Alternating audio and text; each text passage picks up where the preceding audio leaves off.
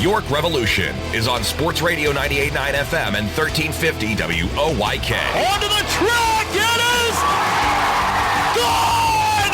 It's gone! Revs Baseball is brought to you by PeoplesBank, WellSpan Sports Medicine, Shipley Energy, Maple Donuts, Broadway Transmission, Flying Feet, Dasher Investment Services, York Mitsubishi, Kochman Kunkel Insurance Group, Heritage Lawn and Landscape Care, Rudders, Pennsylvania Lottery, PSECU, Kona Ice, York County Bar Association, and by Downtown Inc. Swing and a deep drive to right field. Watch this one go. He fires. Game over. Base hit. It's a fair ball. Swing and a miss. He struck him out. He slides. He's in. Revs won it. Now, with the call of today's game, here's the voice of the York Revolution, Daryl Henry. Good evening, everyone, from PeoplesBank Park here in downtown York. Welcome to game number 14 of York Revolution Baseball. Tonight, game 2 of 4 between the York Revolution and the High Point Rockers. 5th game out of 7 on this homestand as the Revs look to snap a skid and actually pick up their first win on this homestand. They'll be trying to do that here tonight. A beautiful night it's become here once again in York. Hi again, everybody. Daryl Henry with you. Brett Petrak will be along shortly. He was presenting a large check to a group down in the field here pregame tonight, but the field is undergoing some work. There was a passing shower that came through around 4:30, I guess it was, maybe 4:45, and every radar looked like it was going to either miss this area or just the edge of it skirt on by, no big deal. Well, it actually sat and dumped heavy rain for probably about 2 minutes on the field, and the grounds crew has been diligently raking and adding new dirt and getting rid of some puddles on the infield, but we should be good to go on time tonight. And now that that little batch has moved out of here, it's a beautiful night, sunny, comfortable, and the Revs in need of a win. They come in tonight at 4-9 overall. That's third place, 4.5 back in the Freedom Division first half standings. And I don't think there's any question that they have had the roughest schedule to start the season. And of course, next week they go to Sugar Land for 7.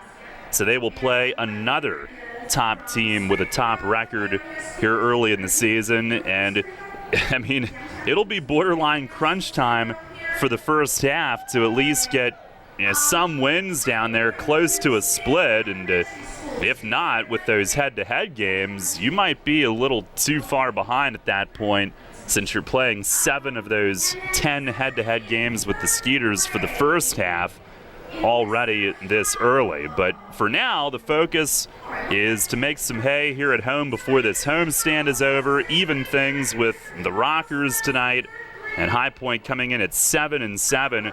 An impressive showing from them last night. They snapped a 2-game skid. They had lost 4 of their first 5. They've been a little bit streaky. They started 2-0, 3-1, 5-3, and then had scuffled at home against Sugar Land and New Britain over the past week. But the win last night got them back to 500, and it was a matter of really 2 big innings. The Revs scored 6 runs on 10 hits last night, but High Point with a 5-run 5th, a 4-run 6th. Certainly not what the Revs bullpen wants, and it was too much to overcome in last night's game, a 13-6 final. So tonight, the Revs will hand the ball to Troy Tersey, who made a couple of major adjustments that yielded incredible results and an incredible 180 in results in his last start. The way that his first 2 outings had gone, well, Tersey now tonight comes in on a 7 1/3 inning scoreless streak, including 5 shutout innings of 2-hit ball at Long Island on Sunday, combining on a rain-shortened shutout. He struck out 8 in that one, and he was terrific. Right-hander Paul Clemens will go for High Point. He's had 1 good start, 1 during which he got roughed up. Overall, he is 1-1 with an ERA of 8 coming into play here tonight. We'll take a time out on the pregame show and check out what remains on this homestand. We'll also look at the matchups around the league tonight. Then we'll hear from Mace on the Broadway Transmission Manager's Report. Stay tuned for that as well. First pitch tonight coming up at 6:30 on a beautiful night here in downtown York on Sports Radio 98.9 FM and 1350 WOYK. This week, Maple Donuts proudly recognizes all teachers. Stop by any local Maple Donut shop this week and enjoy their special apple donut. Or better yet, pick up a dozen for that special teacher in your life. You'll love this tasty shell or ring donut dipped in red icing with Mike and Ike candies as leaves and a piece of a pretzel stick in the middle as the apple stem. Thank you, teachers, for a job well done. Enjoy 58 tasty varieties of delicious donuts and the world's best coffee. Maple Donuts taste right. Your local York County Napa Auto Care Centers have the Napa know-how to fix your vehicle right the first time. They've also partnered with Sports Radio 98.9 FM and 1350 WOYK for the Salute to Veterans Spotlight Series, airing throughout the York Revolution season. Show your appreciation to those who've served our nation and nominate one of our great local veterans today. All selected veterans will be recognized on radio and receive 4 free tickets to a Revs game, plus 2 tickets to the 2019 Atlantic League All-Star Game at PeoplesBank Park. To nominate, simply call the Revs at 717-801-HITS or email WOYK at info@WOYK1350.com or look for our Facebook posts with a link to the submission form. Your local York County Napa Auto Care Centers know how to care about veterans. You saw me every day, but you never saw the real me. I hid the real me from everyone because I didn't want them to know that I was barely hanging on. I didn't know that I could talk to someone. If you have depression or anxiety, a substance abuse problem, or thoughts of suicide, you are not alone. Talk to a friend, a coach, or a teacher about what's going on in your life. No matter what you're facing, there is help and there is hope. For more information, contact York County Human Services Department at ychsd.org. Downtown's ready. Are you? The Revs play here. Sports Radio 98.9 FM and 1350 WOYK, York.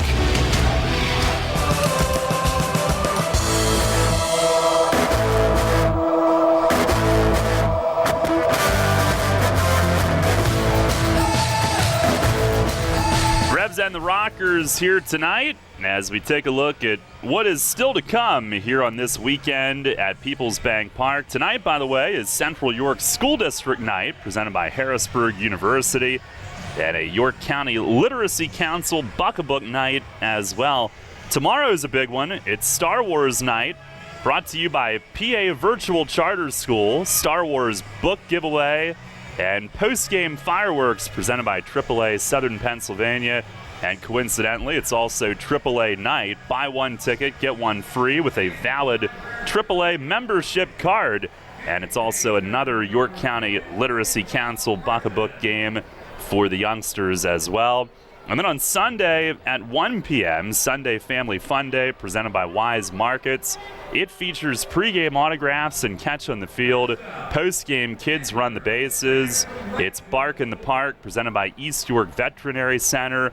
And this is one of the more creative promotions that we've had in some time. Expectant Mother's Day presented by UPMC, an Expectant Mother's Shuttle from Small Athletic Field to the ballpark, craving stations in the Solomon Suite, and in-game challenges for expectant parents. Also, any child born at PeoplesBank Park on Sunday, should that happen to occur, will receive free tickets for life for their entire family.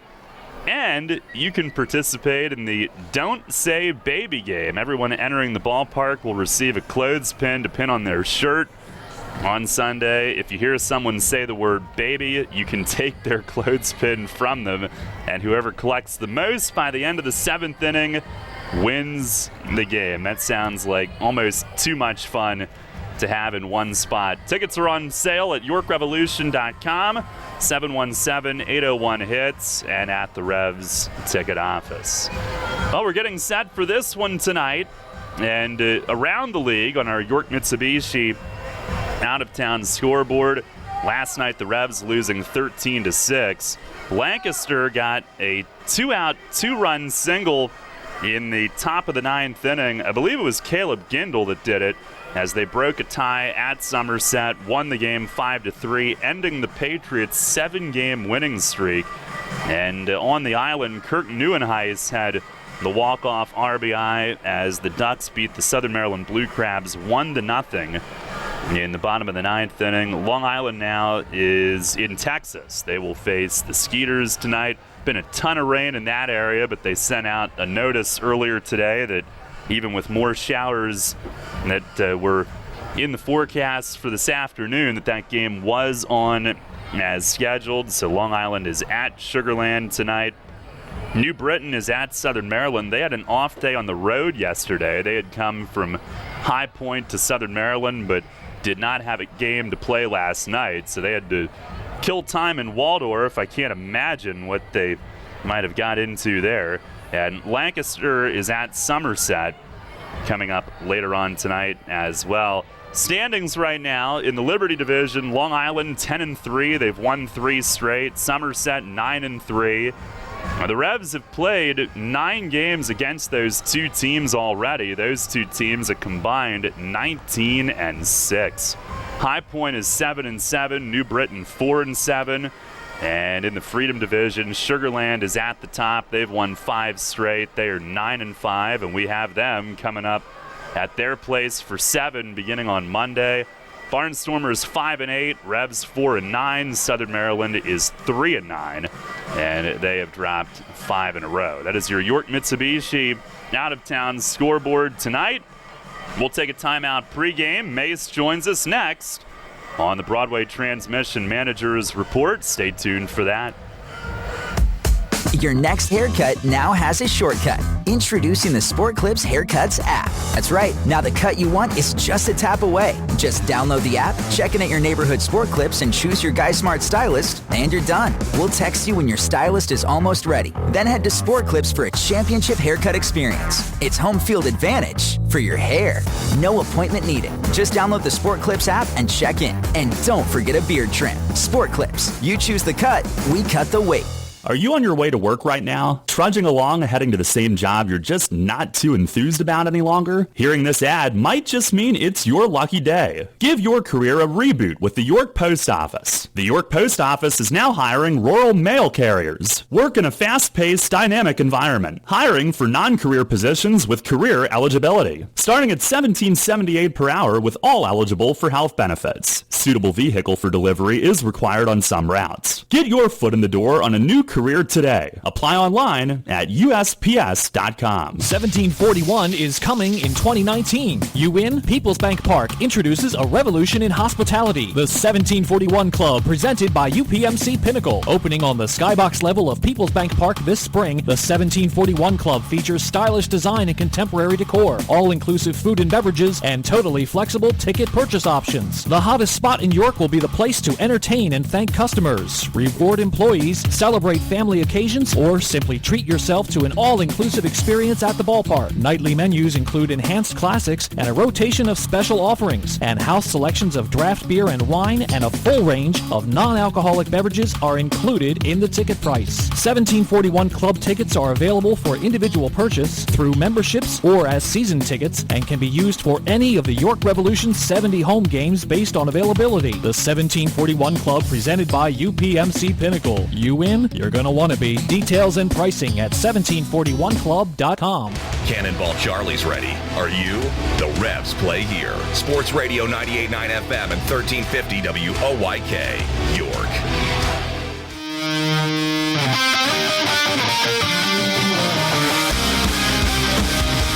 Fans, it's time to go inside the clubhouse for the latest on your York Revolution and tonight's matchup. It's time for the Broadway Transmission Manager's Report. Now, here's the manager of the Revs, Mark Mason.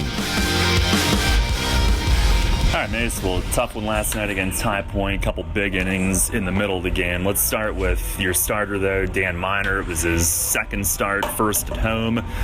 Did you think he pitched a little bit better than his final line would indicate? Yeah, I mean, overall, I thought he threw the ball pretty well. He had a couple miscues early in the first inning.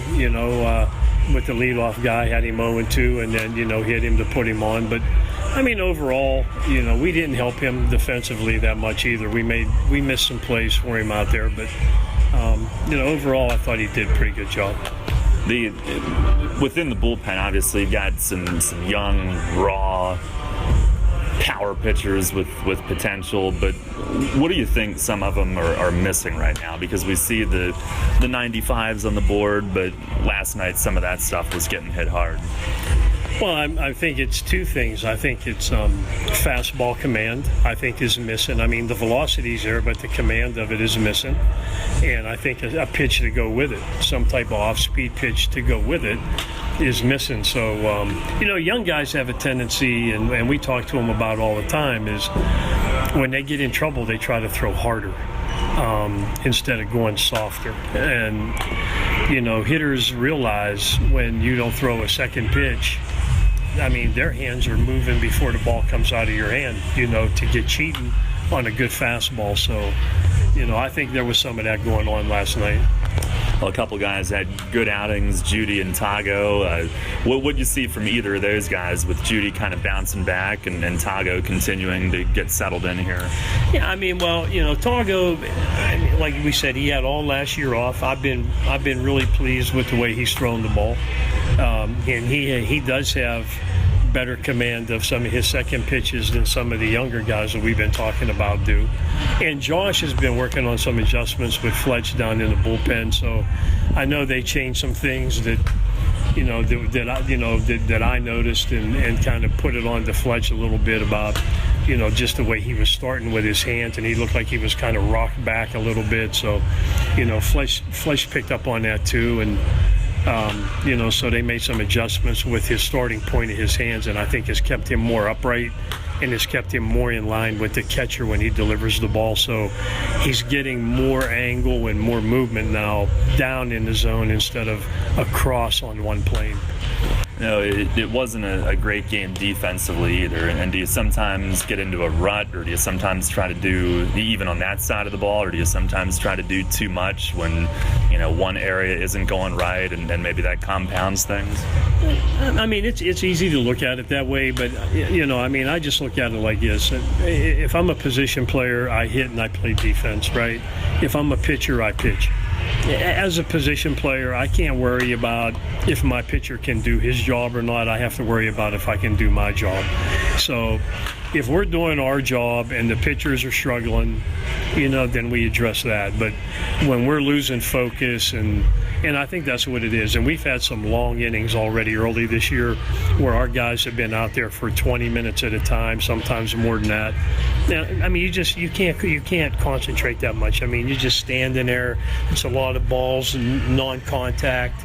And then when you get something hit at you, sometimes you're not as ready as you would be with a pitcher that works with a quicker rhythm and some of those kind of things. So we're constantly harping about, pick up your pace, not so much time between pitches, get the ball and go, so the pitchers can build a rhythm. But if you notice, when we give up big innings, it takes the pitchers forever to deliver the ball to home plate. And I mean, it goes hand in hand.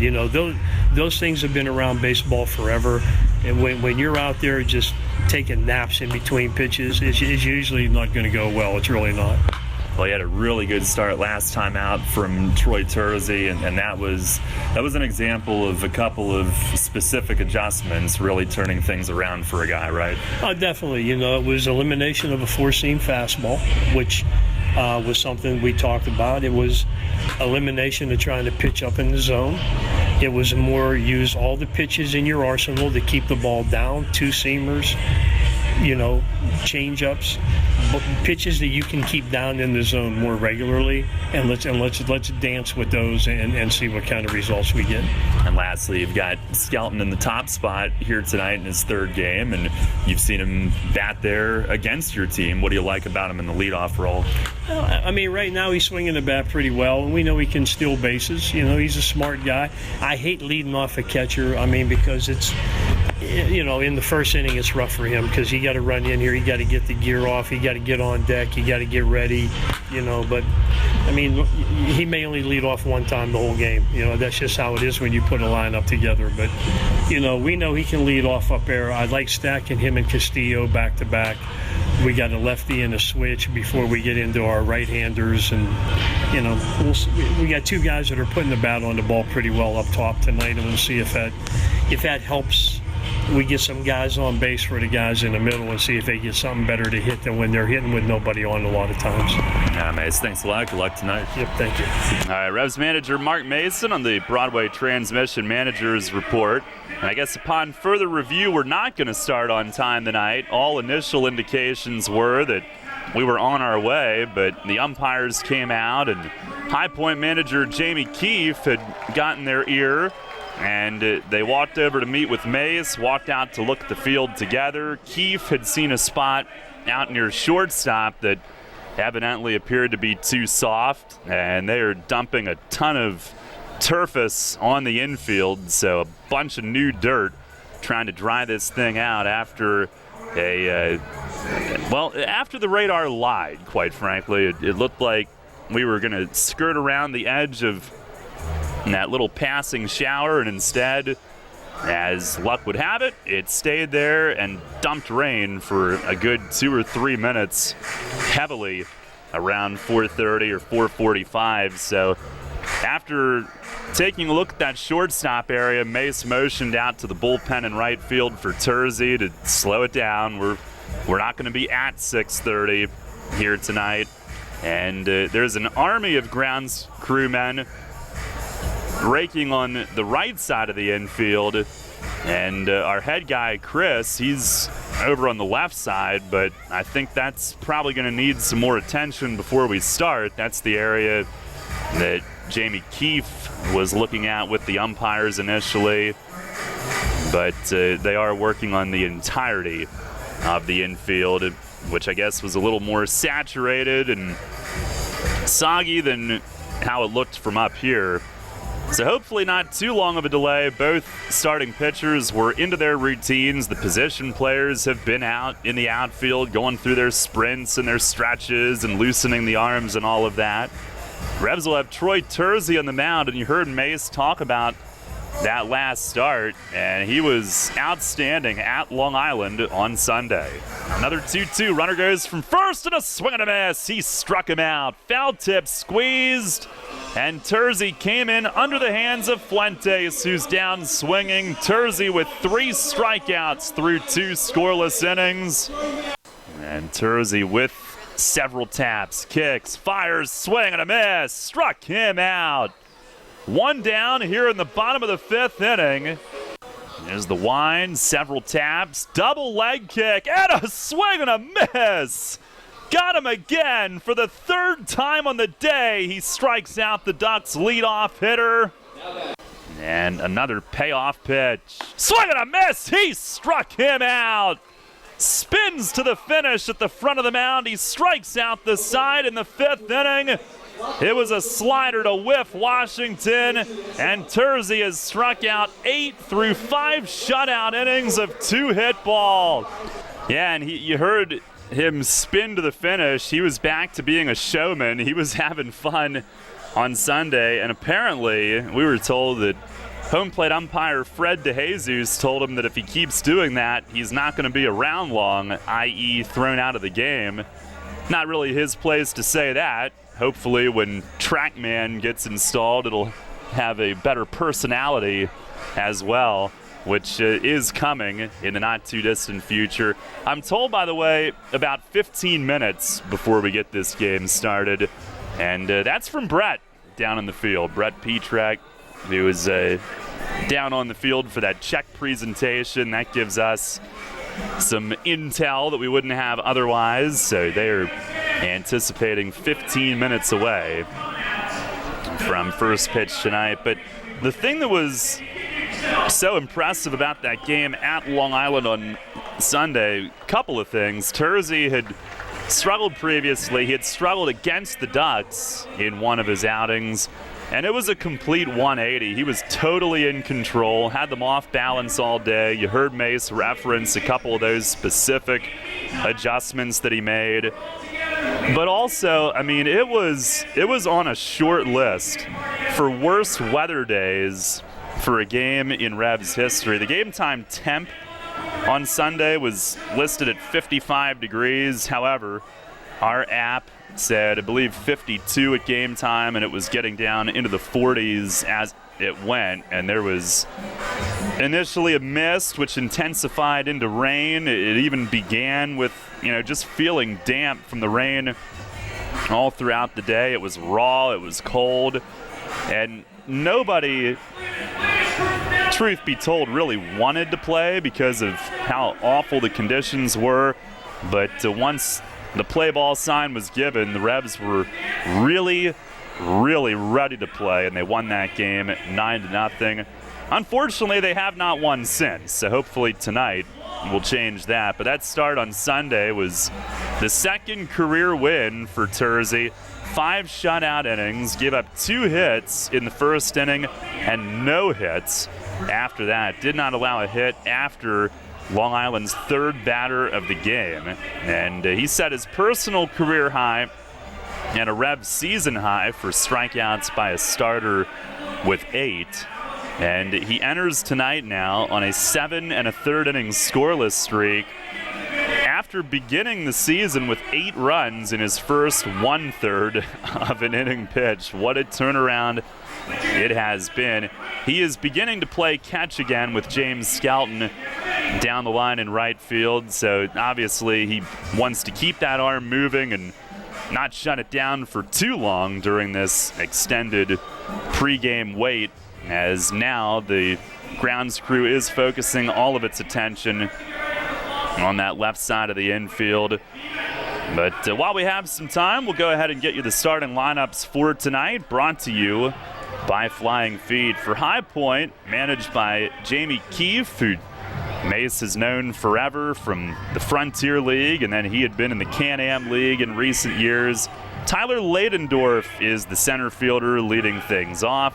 Giovanni Alfonso at shortstop is batting second. Hector Gomez, the third baseman, will bat third. Steven Cardullo in right field will be in the cleanup spot. Dante Bichette Jr., first baseman, hits fifth. Miles Schroeder is inserted into the lineup tonight doing the catching. He will bat sixth. Quincy Lattimore, the designated hitter, bats seventh. Richie Schaefer in left field will hit eighth. And Michael Baca at second base bats ninth. Again, it's Ladendorf, Alfonso, Gomez, Cardullo, Bichette, Schroeder, Lattimore, Schaefer, and Baca for the Rockers, with right-hander Paul Clemens on the mound. 1 win, 1 loss, ERA of 8 through 2 starts. 1 was good, 1 was not. 9 innings, 8 runs total. Tell you what, Diamond Doug's doing an awesome job of keeping folks entertained, especially the youngsters, the Field of Dreams team, who's waiting to run out on that field in a few minutes. He's got them flossing and dancing and enjoying themselves while we wait. For the Revs tonight, they will have James Skelton leading off for the first time with York. He had done that a ton with New Britain over the course of his career. Skelton will catch and lead off. Henry Castillo at second base bats second. Batting third in left field is Melky Mesa. Talvin Nash at first base will hit cleanup. Isaias Tejeda will do the DHing and bat fifth. Wellington Dotel in right field is hitting sixth. Nate Coronado, third baseman, bats seventh. Ryan Dent, the shortstop, is hitting eighth. And Justin Trapp in center field will bat ninth. And now the Revs players are getting involved with the kids. A little dance-off down near the Revs dugout. The umpires are going back into their room. I don't know why.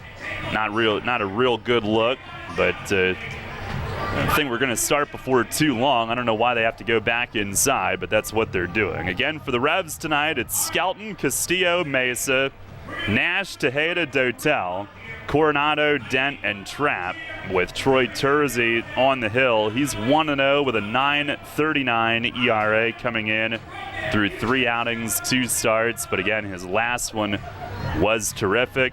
And even the way he finished his first start after a difficult first inning was pretty great as well. So those are your starting lineups tonight. The umpiring crew, who are no longer to be seen, they're headed up the tunnel. Doug McFarling will have the balls and strikes tonight. Mario Rosas at first base. And Bill Reuter is the umpire at third. Right now, Terzi just playing catch, so not totally cranking it up just yet.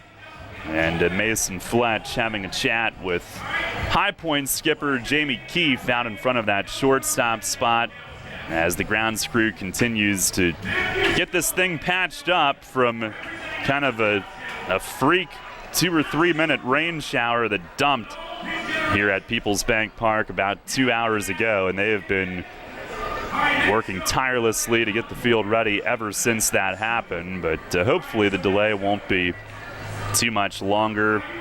And we'll take a timeout here before the game, rather.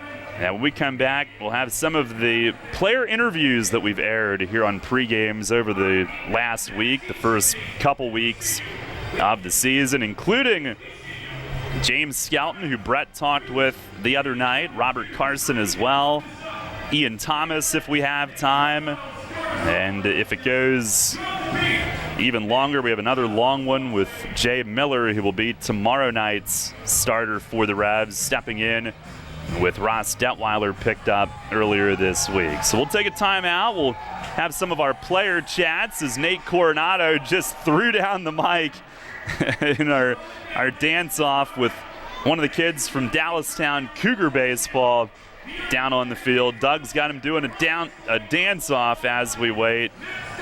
But that, as entertaining as that may be, we'll have some of those interviews on radio that we've aired, so stay tuned for that, as we will stay with you during this delay this evening. The Revs and the Rockers coming up before too long here from PeoplesBank Park on Sports Radio 98.9 FM and 1350 WOYK.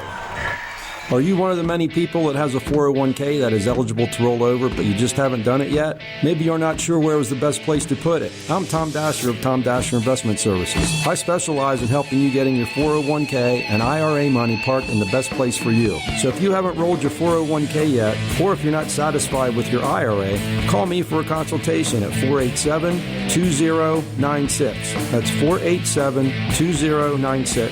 And check out my website at tomdasher.com. April showers means May flowers. As spring blooms and lawns are growing, so are we at Heritage Lawn and Landscape Care. Our team at Heritage Lawn and Landscape Care is growing, and we're seeking qualified candidates to grow with us. Join our world-class team-based environment and get your foot on the lawn of a new career with the leading provider of lawn care, tree care, and landscaping services in York, Adams, and Cumberland counties. Be part of our team.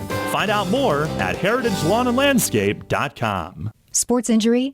Walk into WellSpan Urgent Orthopedics for immediate care. No appointment is ever needed. Our orthopedic and sports medicine specialists are here to treat you. Visit wellspan.org/urgent orthopedics today for hours at our York and Hanover locations. The York Revolution plays here. Sports Radio 98.9 FM and 1350 WOYK. First in York, first in sports.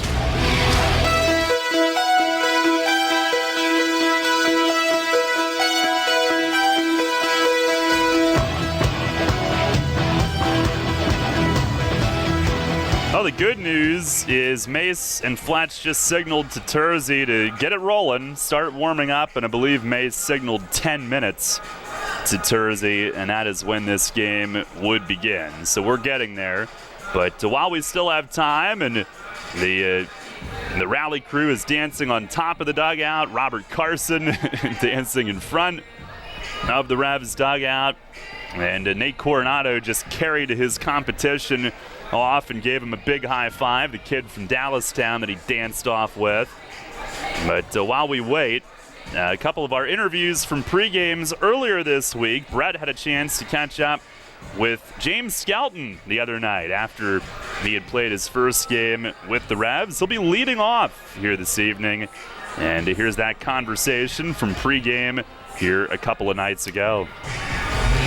All right, Brett Petrak here with new Revs catcher James Skelton. And James, you've been in this stadium a lot with opposing teams. How did it feel for the first time to call this place home last night? It was a little bit different, to be honest. I've been around this league for a while, played for 4 other organizations. So it's a little bit different being on the first base side than the third base side, but I'm glad to be here and ready to get started. Yeah, making your season debut, you didn't really miss a beat from what I saw. You had 2 hits in the game. When's the last time you actually faced live pitching? Live pitching would have been during spring training this year. I signed with the New Britain Bees. They ended up trading me over here, and Mason's going to give me an opportunity to play. So I've been staying ready, going to the cages, going to the gym. So when he called my name, and I was ready to go. Yeah, and you talk about coming here now, working with Mace. It's really, really early, but you have any first impressions of the teammates that you just have met here in York? Yeah, everybody's real awesome in the clubhouse. It's very loose. The manager is very, very chill so far as the first 2 days go for me. But being around this league for a while, you get to be familiar with the guys that's been in the league. So a lot of these guys are returning. So it's been really fun a really easy adjustment going from New Britain to York. And last question I have for you, James. I hope you don't take offense to this, but you're not totally built like most catchers. Talk about some of the bigger guys. You're more of that second base build, maybe the outfield. We've seen you play both those positions, but how'd you first get into catching? The story is I was about 8 years old. The kid on the mound was throwing a little bit too hard for the catcher that was on the team at the time. The coach asked if anybody wanted to catch. I put my hand up and fell in love with the position.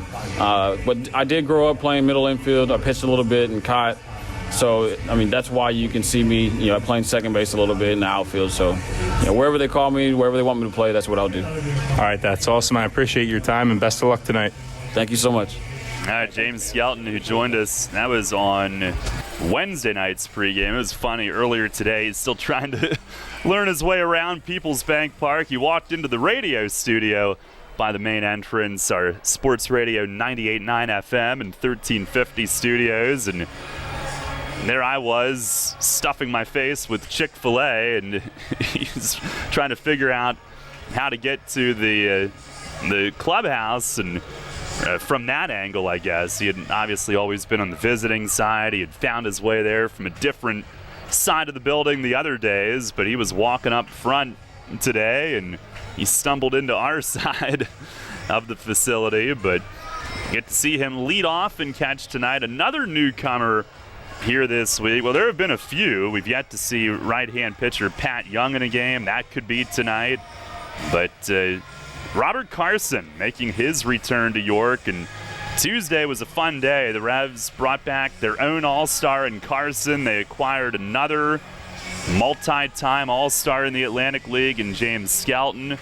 But Carson yesterday had a school appearance in the morning with Brett, and then took some time in the Revs dugout last night to chat with Brett for last night's pregame show.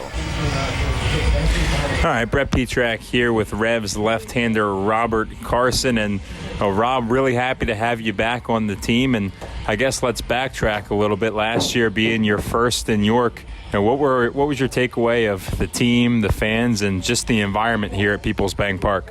The team last year, we had a great group of guys from top to bottom, from pitching to the offense. And the fans here are amazing, man.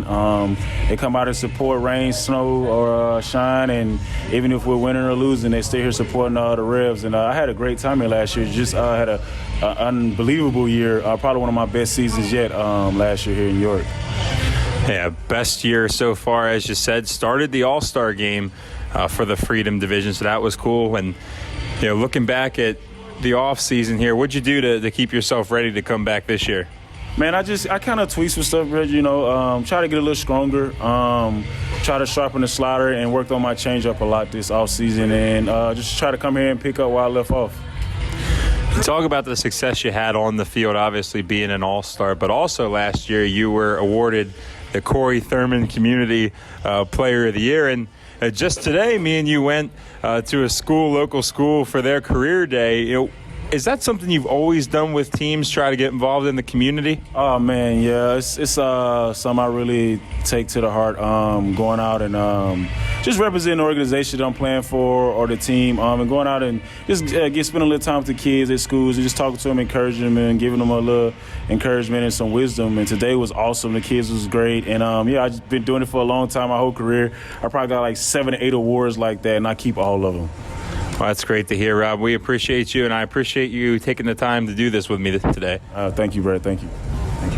That was Robert Carson on last night's pregame. And tell you what, the lefties in this bullpen right now, Jarrett Martin, Robert Carson, Ian Thomas, and Dustin Richardson, when he comes back from that elbow soreness, it sounds like he'll be going into the bullpen as well. So that's a serious stable of arms from that left-hand side.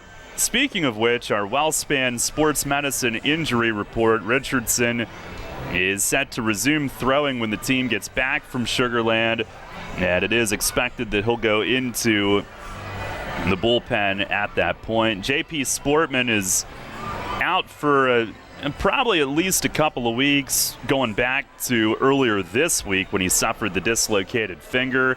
He is on the disabled list, and it's interesting. There was no fracture, and there was no ligament damage. Just got to let the swelling go down. They got it back in quickly. Chong took care of that.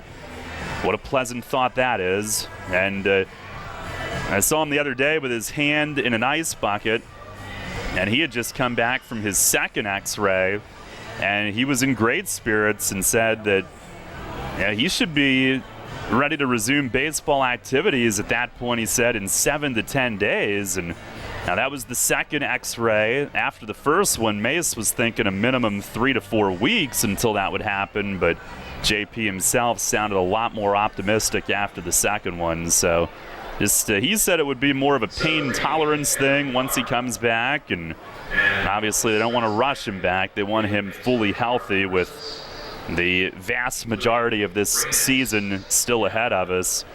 And Alexi Casilla is inactive and is set to rejoin the team at some point during the series in Sugar Land, and they're planning to get his stitches out while the team is in Texas. So he had to be out 7 to 10 days once it happened, and he did get 4 stitches the other night, but his return should be a little bit more imminent. That is your WellSpan Sports Medicine injury report. Well, we're getting closer. Terzi is back to firing away in the Revs bullpen, and while we have some time still, another one of our pregame player interviews this season. This was from when the Revs were at Long Island last Friday night. Ian Thomas, one of the great stories in Revs history, and in the league this season, he's back looking to make a comeback and has already gone from the Revs to the major leagues. He's looking to do it again. He joined us last Friday night for the pregame from Long Island. Welcome back. Pregame from the island tonight. It's the Revs road opener, York at Long Island. And Revs lefty Ian Thomas, kind enough to join us pregame. And E.T., you're the first one in the hot seat here this season. How's that make you feel? Feels pretty warm, Daryl. How you feeling today, buddy? Great. I'm ready with all the hard-hitting interrogation questions. But no, I just wanted to catch up with you for a couple minutes. You're obviously an interesting story, and you've got a great place in Revs history already. But the comeback beginning this year, what have the last couple of years been like for you? Because I understand from the arm standpoint, it probably wasn't a whole lot of fun. It was a long road, definitely a long process with the procedure I had done with my shoulder. I had taken care of out in Los Angeles. Neil Elatrash, my orthopedic surgeon, was amazing at his craft. He took care of me, cleaned my shoulder up pretty damn good. I feel great finally. You know, it was just taking a little bit of time to come back to everything taken, all my muscles and ligaments stuff coming back together, and I finally feel comfortable enough to come back to competition. You know, I feel like I can compete again and without any pain. Had you been close to attempting a comeback before, or did you know that now is the right time to finally do it? I was pushing a little too quick last summer when I did get cleared. It was about a year process of with my therapy and everything, and I was cleared last May. I tried to hurry it up. It just didn't work out for me as how I wanted to. My shoulder wasn't responding well, and so I just took a little more time, a couple more months off, and just kept trying to build strength. I called Mace say about a month ago, told him I felt well enough to come on up, and I'm fortunate enough to get the chance to play again, and I feel good. I feel really good. How different of a pitcher are you now than when we saw you in 2012 when you were still a young pup? And once upon a time ago, when I was a rookie playing here back in 12, man, it was a lot of things have changed. I've learned quite a bit. I took a lot of things from the guys that showed me some ropes back in 12. Gotta shout out to James Hauser, man. He really showed me some great things of pitching. Fearbin, the same thing. And I took that with me, and over the time, just every year, just growing as a human, as a man, and as a player. Every level I would move up, or any team I was with, I would always take something with me, and use that in my repertoire. The past 2 years have been real tough, and watching a lot of baseball really helped me too. Learning the game, just being outside of the lines, So that's what I could take from it. Just being able to be a spectator helped me learn more than actually being a player. Talking with Ian Thomas, and other than the rehab, and you said watching the game, what else did you do? Did you get some surfing in? Oh, here and there. When there were waves, we don't really get too many down there. Yeah. Usually in the fall and winter time, we'll get some good low pressure systems. I guess that's what you call it. I'm not too big of a surfer, but we do get some swell in the colder months. I work out with a couple teams back home. I live in Virginia Beach still. I work out with Gary Lavelle, and he has the helm over at Bryant Stratton.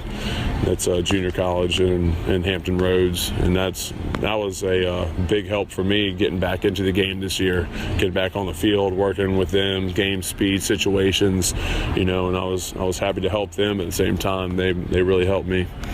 Last time you and I did a chat, it was in the visiting dugout at PeoplesBank Park. When you think back, Braves and Dodgers made the start against the Mets, but Braves and Dodgers, what are a couple of the top moments for you from that time, those 2 years? In the show, it has to be the private flights, the turnaround days. You don't have to wait till the next morning to fly out and turn around and play there that evening. We're out of the gate, right after the game. We have the rest is everything. You're able to sleep more than you usually do when you're packed in on one bus or packed in on a commercial flight, making the flight at 7 o'clock in the morning, getting up at 3, driving 2 hours. It's just the convenience that really shows you that what it truly is up there. Everything you need, they provide for you. You're taken care of. You're there to do one thing, that's win. And whatever it takes, they're there to provide that and facilitate that by any means. We had a pretty full bus today, no doubt. Last thing for you, when you got back into York and at the start of I guess in the middle of spring training, good vibes when you walk back in? Comfort level from a good experience that you had the first time? Oh, absolutely. It stayed the same. Everyone's pretty tranquil, not where we all want to be, but the goal's there, and we're all going to work hard and try to obtain a championship for the county, the town of York, city of York. I don't know how you guys consider it a city. Yeah, and just all obtaining that one goal, and everything else will pan itself out. There's no really there's not a big sense of urgency. It's a long season. We didn't start out the way we wanted to, but we're here now. I'm gonna retaliate, try and take 3 from them, get a little broomstick out, see how it feels. Well, E.T., it is great to have you back on this comeback. Let's do it again. I appreciate the time here tonight. Thanks, Daryl. All right, Revs. Thomas joining us. Say, can you see by the dawn's clouds early light, what so proudly we hailed at the twilight's last gleaming, whose broad stripes and bright stars through the perilous fight o'er the ramparts we watched were so gallantly streaming, and the rockets' red glare, the bombs bursting in air, gave proof through the night that our flag was still there. Oh, say does that star-spangled banner yet wave o'er the land of the free and the home of the brave?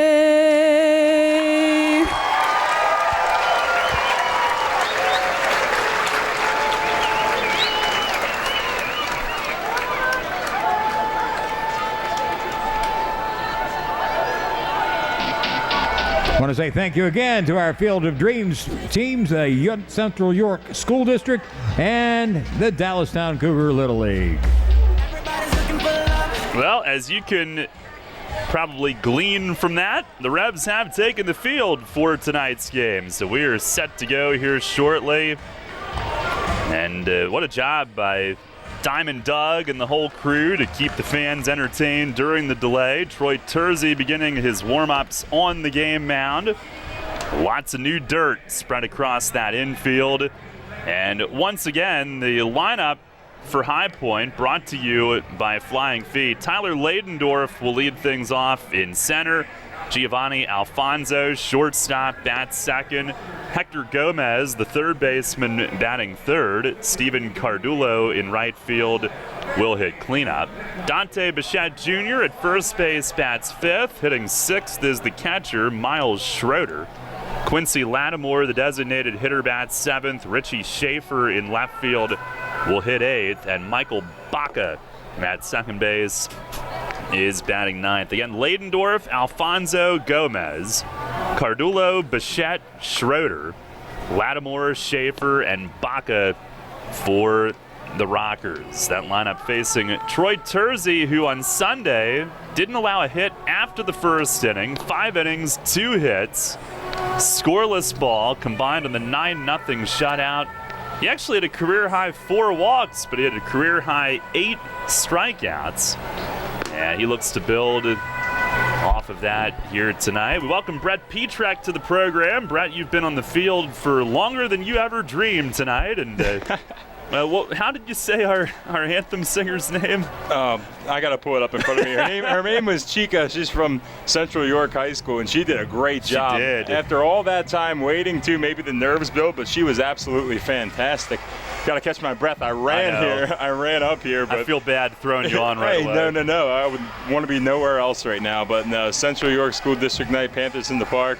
Everything went great. Happy to present them with their check that they went back to Thon. Thon, as you know, we've had it here on our station before. It's huge for the colleges and high schools around here. So all good vibes and just happy to be here with you, Daryl. Yeah, at long last. Tersey, a confident strut to his entrance music as he walks around behind the mound. Looks like he's got his swagger back. And Tyler Ladendorf will lead things off tonight for the Rockers, hitting at .294. Leads the league with 14 runs scored. He scored 4 last night. Our Dasher Investment Services first pitch on the way. And it is down and away. And we are underway. No way at 7:03. That was quite the adventure. That's a different style of delay that I've seen. Man. I'm Tersey with the taps, the 1-0. And it's just a little high. Ladendorf with 2 home runs, 8 driven in.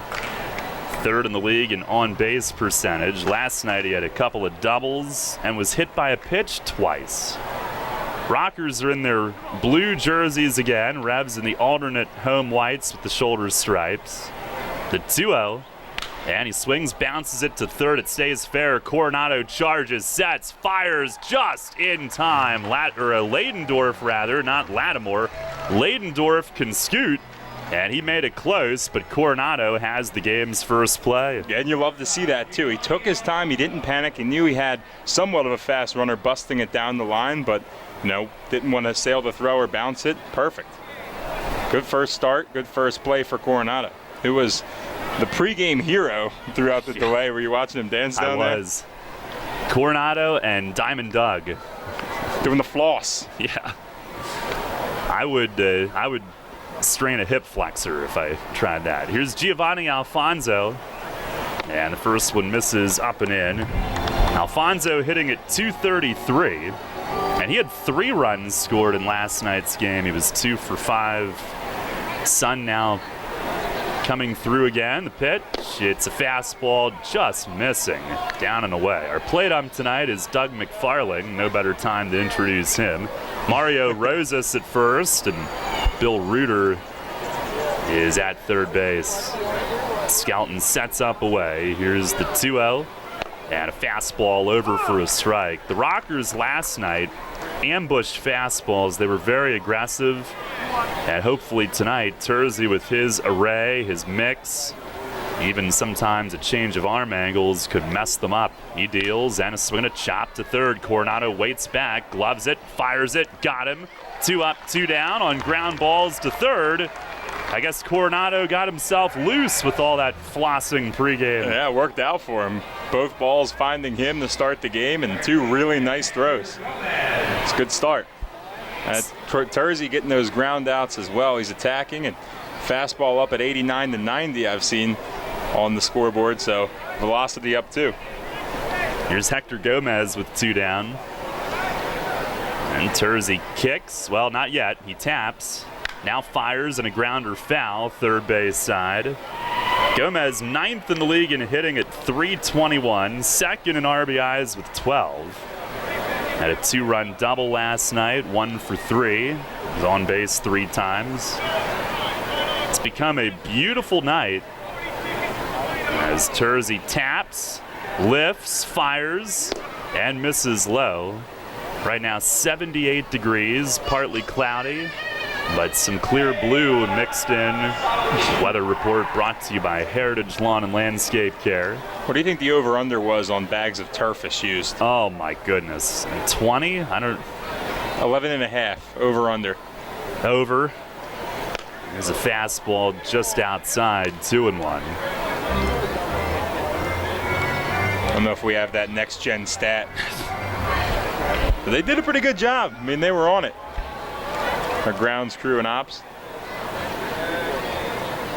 Terzi, a deep breath, slow step back, fires, and a ground ball foul again. So all these hitters early and beating it into the ground.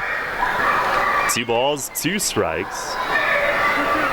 Last start, they went exclusively to the 2-seamer to get ground balls, to get more movement. A focus on keeping it down, a focus on working inside from time to time. The 2-2, swing and a line drive yanked down the line in left field, and it is fair along the line. Skips toward the corner, and Mesa will just toss it back in. It's a stand-up double for Hector Gomez. These 2 teams entering play tied with each other for the league lead with 30 doubles. The Rockers had 3 last night, and the Revs had 4.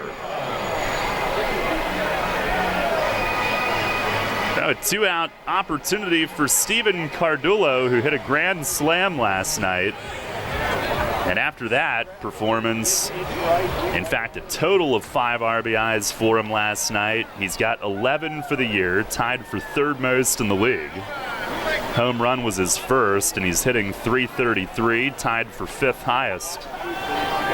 Terzi the stretch, a look back. And the first pitch, fastball on the outside corner for a called strike. Cardullo tied for third in extra base hits, tied for fourth in total hits.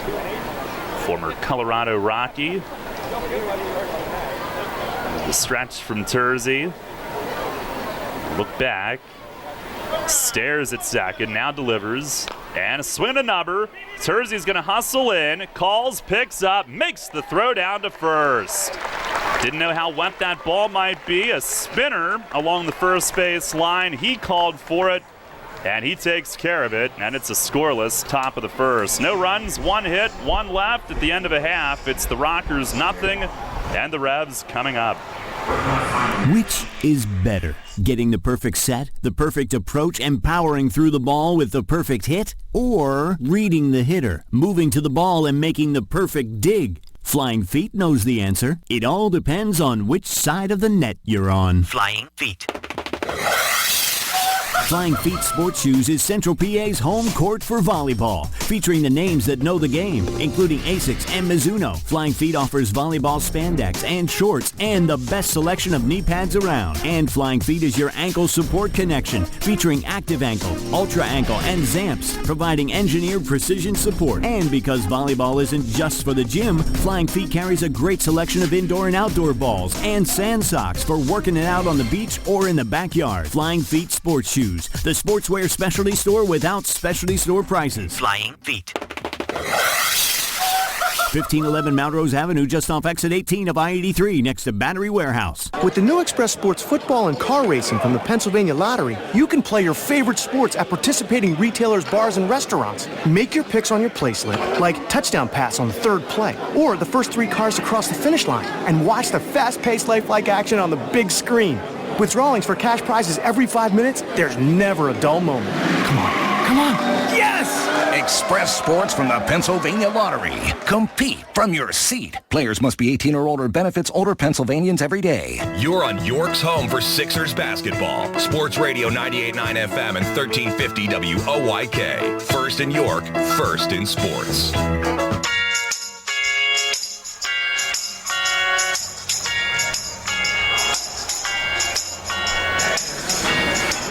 Revs come to bat, no score here in the first inning. James Skelton will lead it off for the first time with York.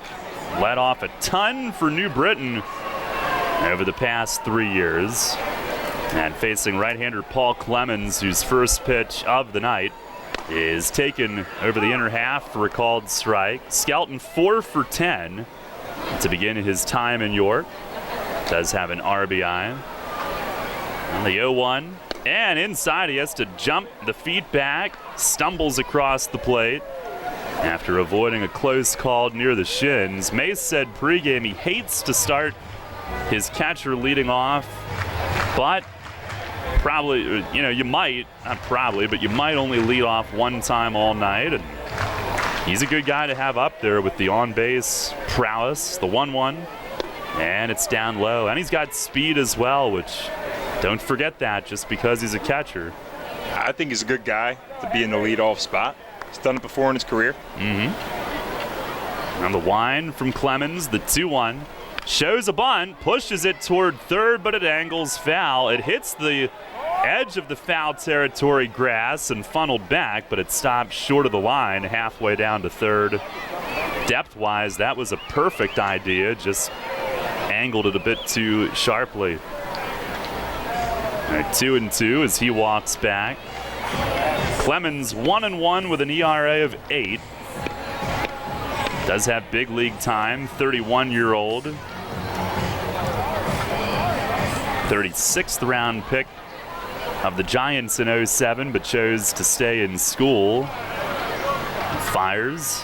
And a line drive right center field, hit deep into the gap, and it's down, one hopping the wall. Skelton around first and on his way into second, standing with a double to start the night. He's 5 for 11 to begin his Revs career.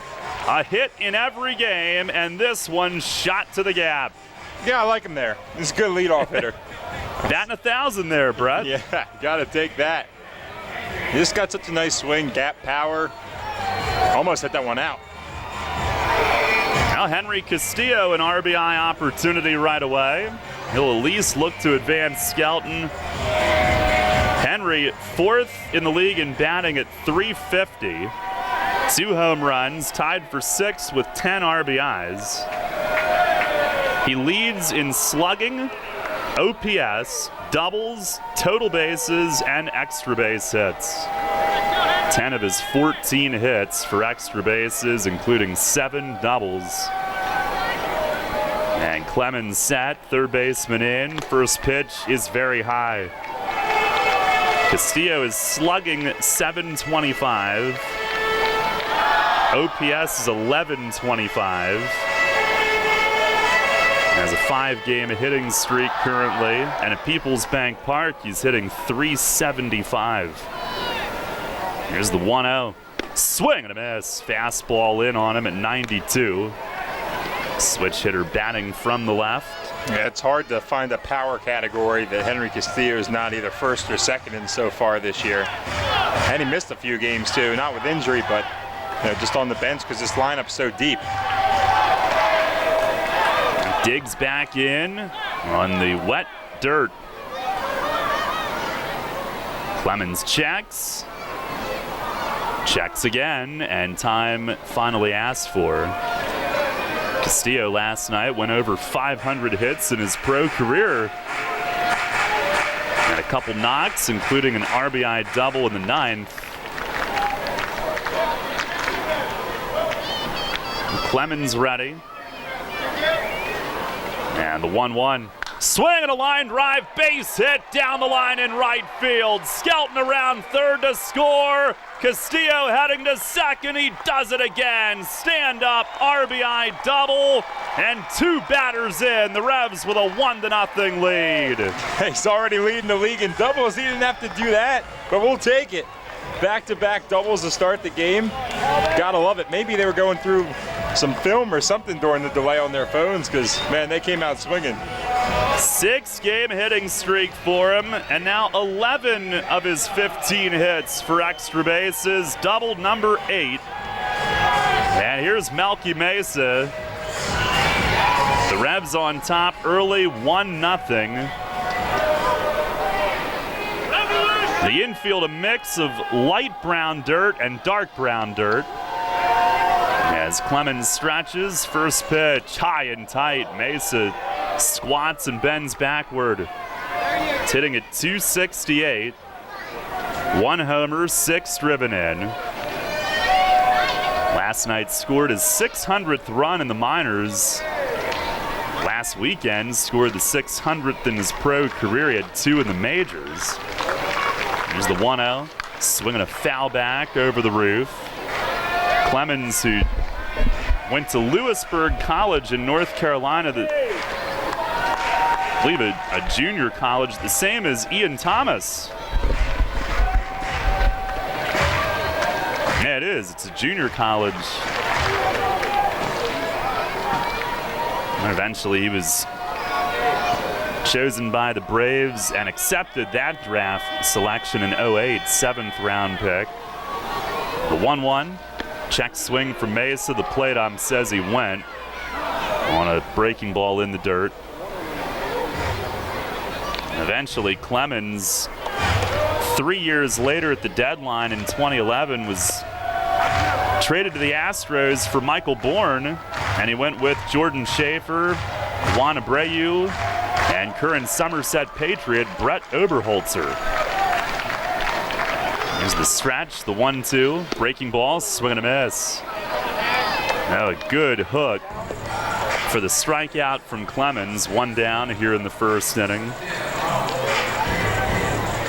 And Talvin Nash to the plate. Revs haven't really gotten him going yet. They haven't gotten the middle of the order going in unison yet. And there have been a lot of times where Talvin is up to lead off an inning. Mace put Skelton at the top, try to get some more base runners on for these big guys to hopefully get better pitches to hit. Well, it worked to start at least. Castillo gets some more, big lead. First pitch is inside. That was a huge lead there for Castillo, but no one's checking on him. Got a walking lead from second base. Take it again. Talbot at 239, 2 homers, 8 driven in. The stretch. Clemens a long look in, delivers, and a swing and a foul back over the roof. It's a chess match of second baseman over there. Henry Castillo taking his lead, and Michael Baca trying to fake over to keep him tight. Nash just 2 for 16 on this homestand. Clemens, who after that trade to Houston was added to the Astros 40-man after that season. They were in deep rebuilding mode, or you might even say tanking. Pitch is outside, 2-1. It's a process.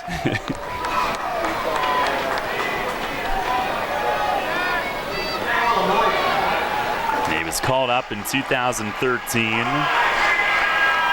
Pitched the final game of that season, losing to former Astro Andy Pettitte in a game against the Yankees. He's been in the majors with the Marlins and Padres as well. 2-1. Breaking ball hovers around the outside corner. It's a called strike. With the Padres in 2016, he was pulled from a game in the 5th inning, a game against the Phillies, for failing to run out a bunt. And earlier in the game, he got pine tar in his jersey, switched to a new one, number 91, with the name Player on the back of it. Here's a curveball, line to left center, base hit, Telvin Nash. Castillo around third, throw from Leidendorf is cut off behind the mound. 2-0 York.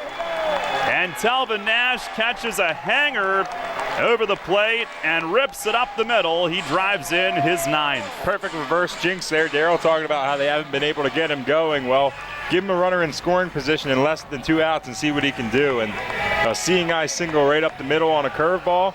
Love that.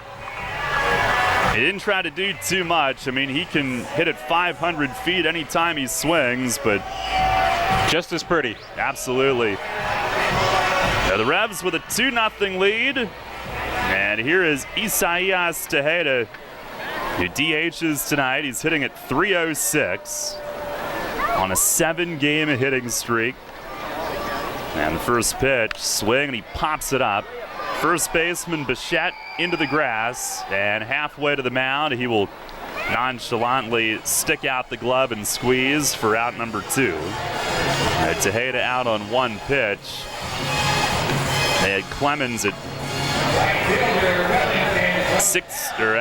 17 pitches through the first 4 hitters, but that quick out will help him. And now Wellington Dotel will try to keep this inning alive, playing in his 399th Atlantic League game tonight. 255 average. He's driven in 4. He is just 1 for 16 on this homestand. First pitch is outside. He was very hot before it.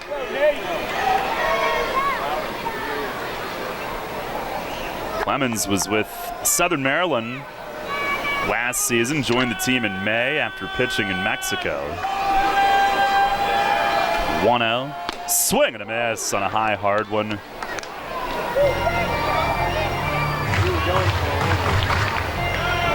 Clemens, 31 years old, from Columbia, South Carolina.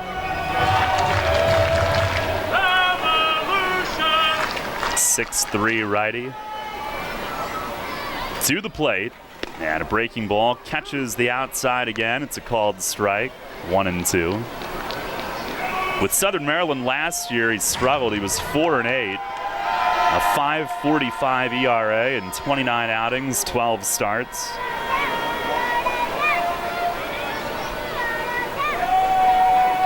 Now the 1-2, and it's down and outside, fastball. Revs had some success against him last year.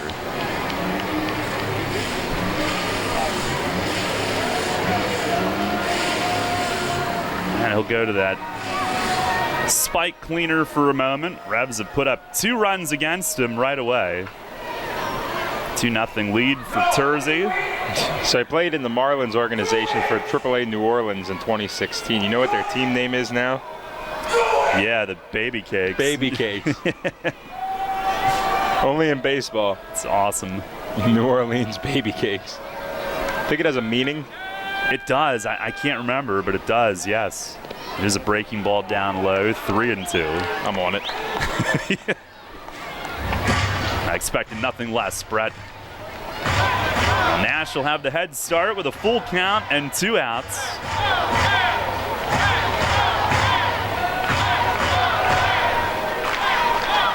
Brett's on the old Googler. Now, a move. Oh, nobody was at first, and Clemens dropped the ball. It's a balk. He turned to throw over, and Bichette wasn't on the bag. And he tried to stop himself. The ball went straight to the ground. So Nash is awarded second base. That time there's no argument. The balk might be the most argued call in the game, and not that time.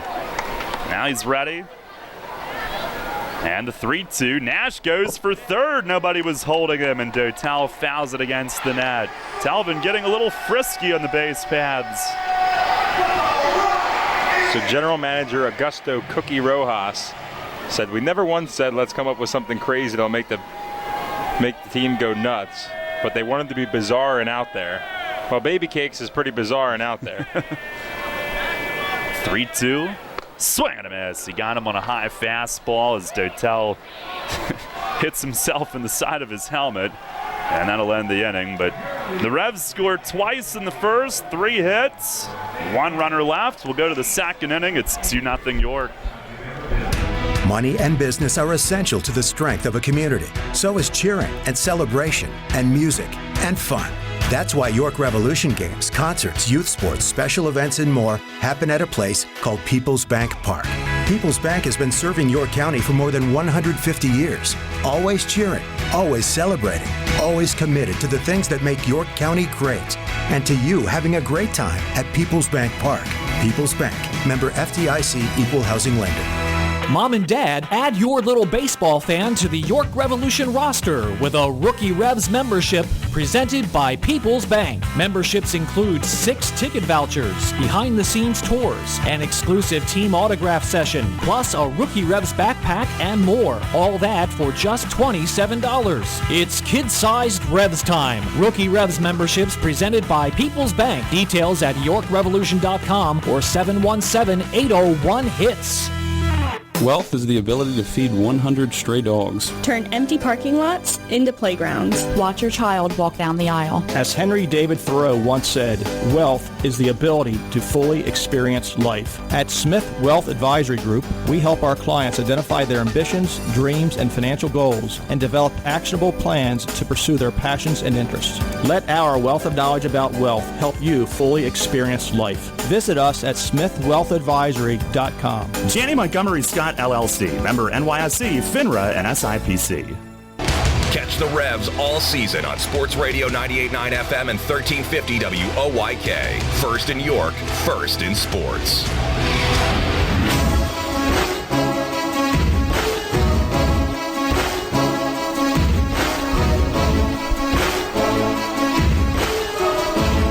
Nothing York as we go to the second inning.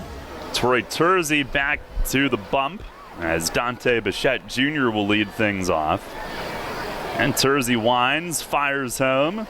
First pitch of the inning is over the outer half for a strike.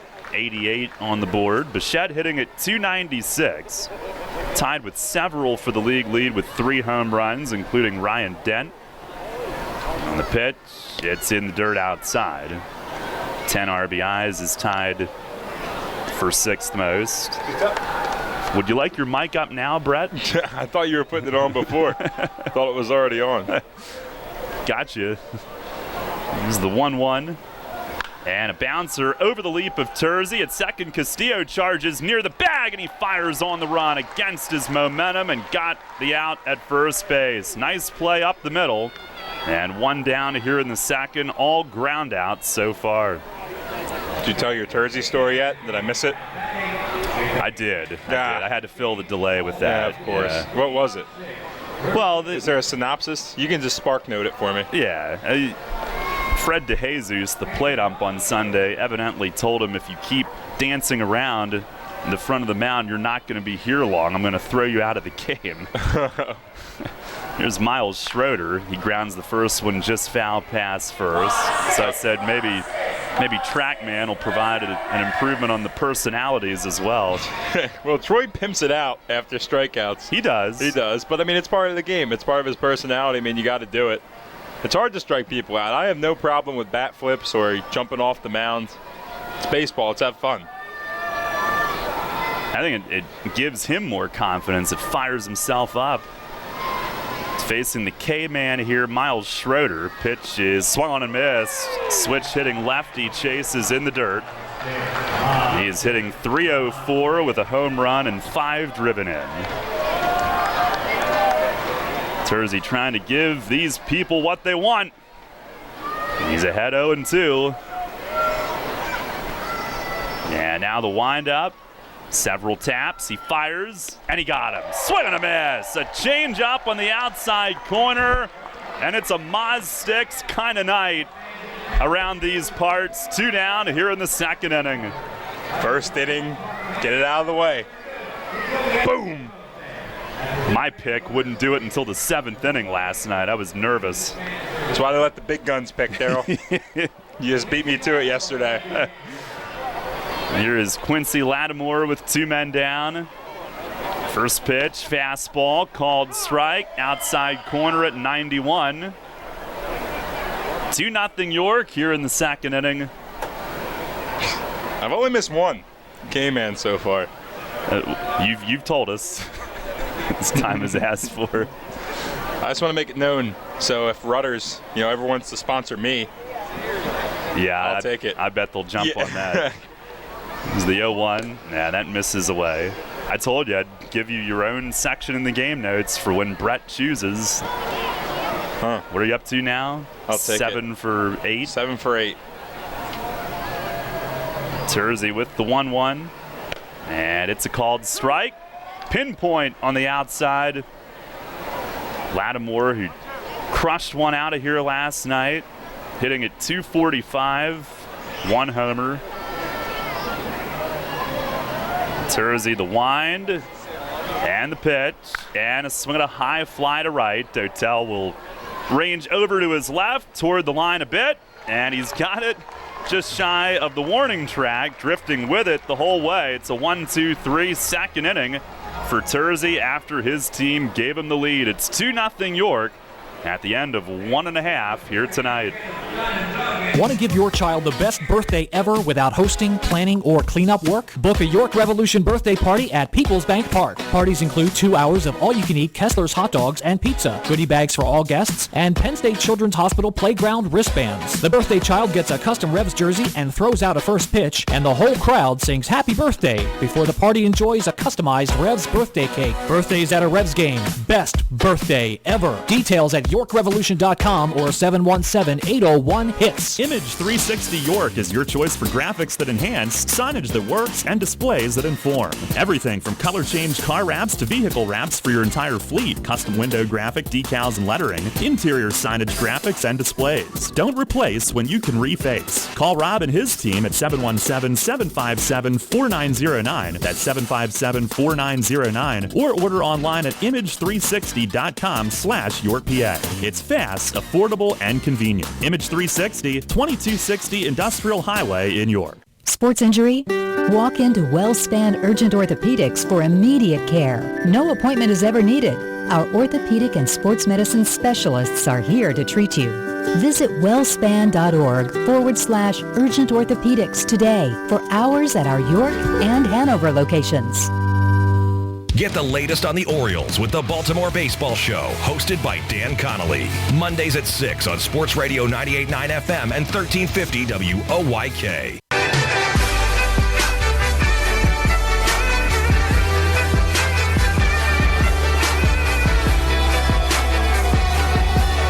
Bottom of the second inning, 2-0. Revs lead it. Nate Coronado will get things started after Loosening those hips on the dance-off between game, or before the game, pre-game. Hitting at 283. Here's Clemens' first pitch. It is on the outside part of the plate for strike one. It's those karma points, you know, doing good things with the fans. It's going to come back. Good crowd tonight here on this Friday evening. Here's the 0-1, and it's on the outside again. Clemens locating perfectly there. Coronado, Dent, and Trapp coming up this inning. You also had a funny story about yourself last night. Oh, yeah. I'm not going to let you forget about that. Clemens, the pitch, it misses away. It was actually kind of this morning. I understand. I understand. You know where we're going here. Yep. We'll share. Here's the wind, the 1-2. Breaking ball ripped right at third, and Hector Gomez spears it. The Revs some hard hit balls early. So yeah, last night I'm at home. I'm starting to put the game recap on YorkRevolution.com, and I woke up at like 1:30 in the morning with the laptop on my lap. I kind of look around wondering what just happened. I look to see, did I get anywhere yet with actually posting the recap? And as far as I got was the headline. Here's Ryan Dent, who takes it inside. And there was just a never-ending string of the letter F going across the headline. So apparently that's where I fell asleep, right in the middle of typing. I got one for you, too. Okay. Here's the 1-0. And it's dribbled foul along the third base side. Do tell, Brett. So it was a wash day, obviously. So I got the first load in the washing machine, and it's like 11:45, right? And lights are on and everything, not intending to go to sleep, but I passed out right about midnight. But I left my ringer on that got on my phone, and I got like 6 texts right in a row, and that woke me up, and I finished. But I didn't even finish more than one load. So now I'm going to do wash again. Well, it's better than none. My wash day was, in fact, a wash. Pitch to Dent, breaking ball. That's a called strike. Well, I realized when I saw Sixers post-game live, and I thought to myself, didn't I already see this twice? That maybe something had happened. Here's a breaking ball, called third. So Clemens doubles up on it. And I do believe that, watching him, is his out pitch. He hung one to Nash, who singled home a run, but he's got a couple of strikeouts on him. And 2 down here in the second inning.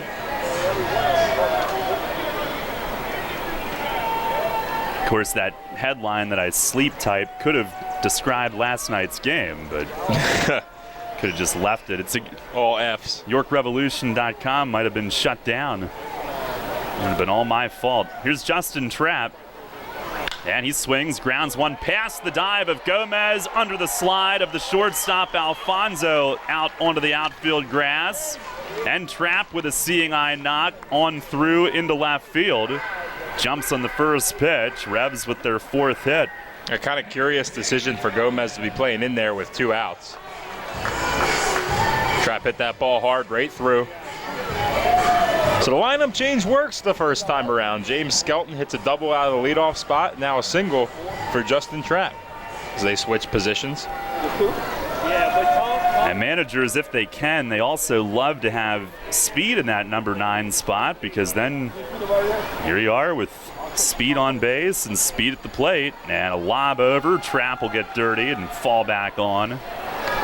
Stole a base last night. He's now 2 for 2 to begin his Revs career in steals. 2 away from 200 for his career, in fact. First pitch to Skelton is up and in. Revs, a snap throw, and Trapp didn't expect it to be coming, but he saw it in time and dove in. Revs lead it 2-0 here in the bottom of inning number 2. Skelton sparking things in the first, double to the gap in right center to lead off.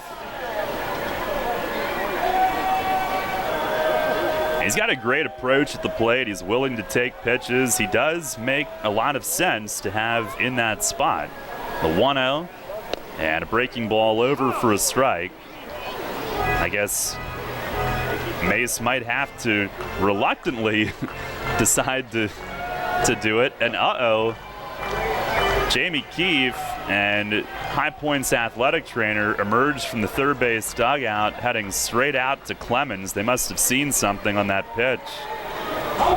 He is standing on the mound looking straight downward. And I didn't see a reaction of pain, but they must have.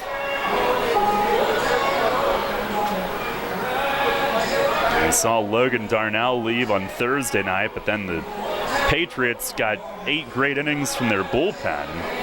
Yeah, that was something. Hopefully Clemens is able to stay in. You'd hate to see that happen to anybody.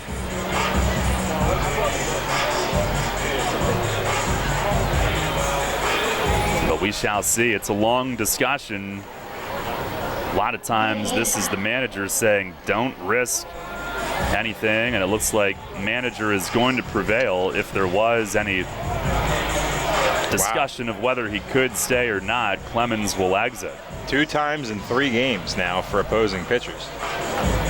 That might be a first that I've seen. That's both in the second inning. Hate to see that. Yeah, was throwing the ball pretty well this inning too. That's a slow, dejected walk for Clemens into that third base dugout. Well, we are no stranger to a delay today, Daryl. Oh, no. Heavens no. Well, actually, it'll end up being pregame a 33-minute delay. No, new pitcher will have as long as he wants. I believe that says 14. Brian Clark. Lefty. Well, there you have it. So pitching change here in the bottom of the second inning, and Clark will inherit a 1-1 count on James Skelton. A runner at first, 2 outs. When we come back, bottom second, it's 2-0 York. Will I have saved enough for college by the time she gets her driver's license? How can I ensure beautiful music is always made on the symphony stage? When I retire, can I take that vacation I always dreamed about? When life's persistent questions have you seeking answers, turn to Smith Wealth Advisory Group. Let our wealth of knowledge about wealth help turn life's questions into financial plans of action and memorable outcomes. Smith Wealth Advisory Group, answering life's most persistent questions. Visit us at smithwealthadvisory.com. Janney Montgomery Scott LLC, member NYSE, FINRA, and SIPC. You saw me every day, but you never saw the real me. I hid the real me from everyone because I didn't want them to know that I was barely hanging on. I didn't know that I could talk to someone. If you have depression or anxiety, a substance abuse problem, or thoughts of suicide, you are not alone. Talk to a friend, a coach, or a teacher about what's going on in your life. No matter what you're facing, there is help and there is hope. For more information, contact York County Human Services Department at ychsd.org.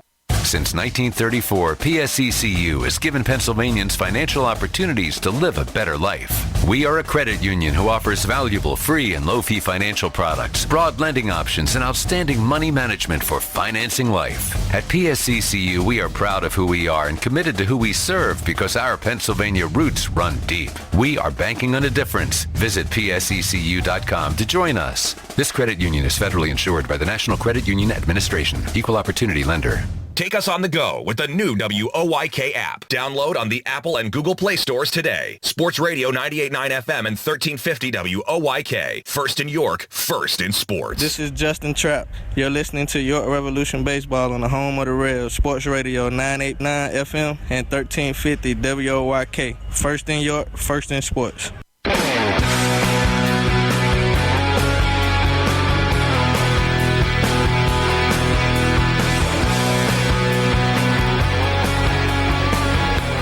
It's left-hander Brian Clark who's in. Pitching change brought to you by Maple Donuts. And during the change, they were signaling for the grounds crew to add some more dirt around the first base area. I don't know if it was Trapp who recognized some slippage on that part of the field. He's the runner once we get back at it here. Brian Clark in 3 outings has been excellent, and he has been a multiple inning guy. 3 outings, 6 innings, just 4 hits and 1 unearned run, 1 walk and 6 strikeouts. Former 9th round pick of the White Sox in 2014 out of Kent State. He's a native of Akron, Ohio. He got to AAA with the White Sox. AA earlier this year for 2 outings, got released. Last year at AA had an ERA around 4.75, mostly in relief. Did make 3 spot starts. And when he got to AAA in 2017, pretty good success. 6-1 with a 4.01 ERA. Out of the Charlotte Knights bullpen, soon to be Ross Detweiler's new team. What a beautiful park they have right downtown.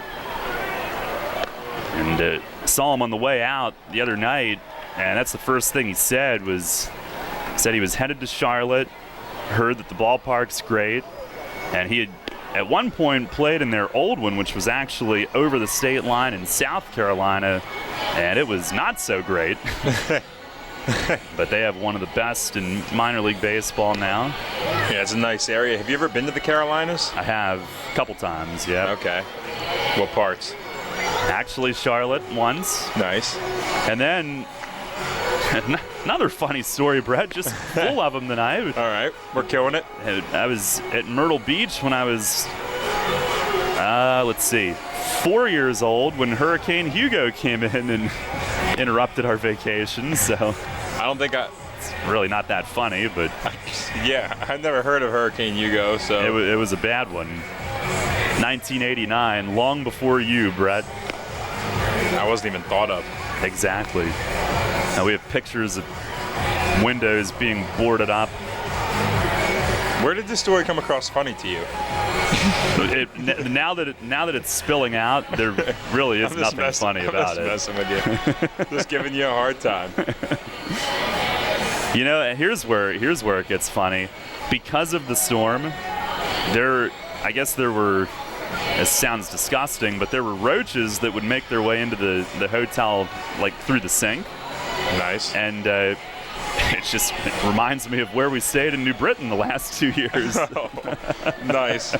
Nice burn there. Yeah, but they have a new one for us now, which I'm really excited about. There you go. Well, you get a new place to visit to go to High Point, which is nice. I haven't been to any parts of Carolina except for Myrtle Beach, where I just came from.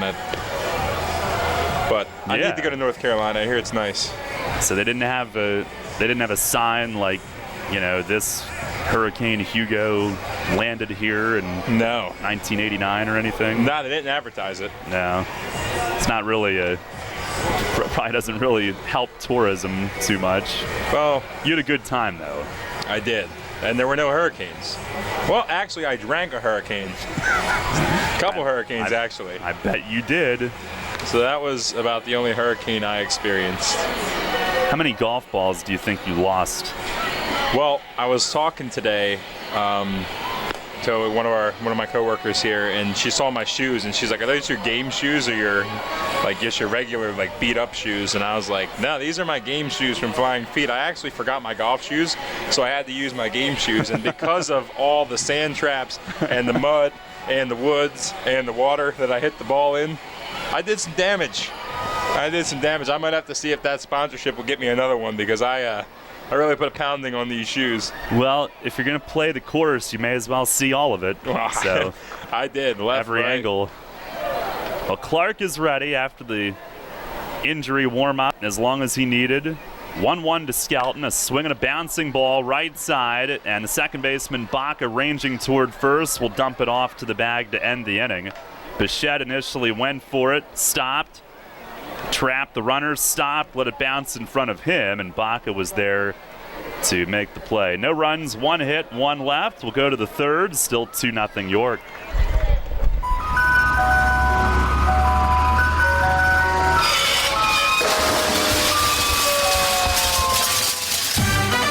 Tired of hearing that music? Especially when you already have that same ice cream in your freezer. Try something new and amazing with Tropical Shaved Ice. On Monday morning after the big company event, do you want the buzz down the hall to be, how awesome was this year's company picnic? Then crush boredom and bring on Kona Ice with over 32,000 flavor combinations. This is not your typical lackluster snow cone. Their flavors are bold and delicious. Fuzzy Navel, Margarita, Blue Hawaiian. Kona Ice is dairy-free, gluten-free, and they even offer flavors that are sugar and dye-free. No party is too big or too small. They can serve up to 1,000 people per hour. They have party packages starting as low as $100. To add more excitement to your next event, find them online.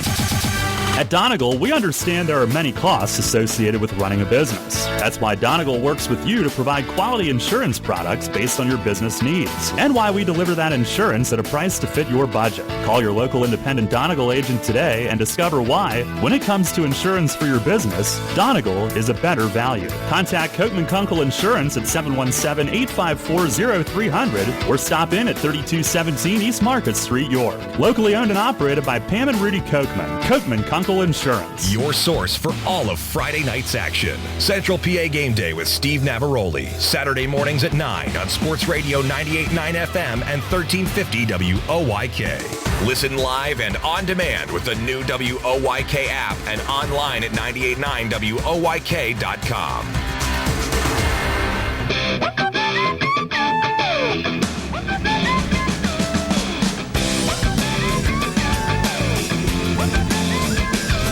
Head of the third, 2-0. Revs in front. Troy Tersey has retired 6 of his first 7 tonight.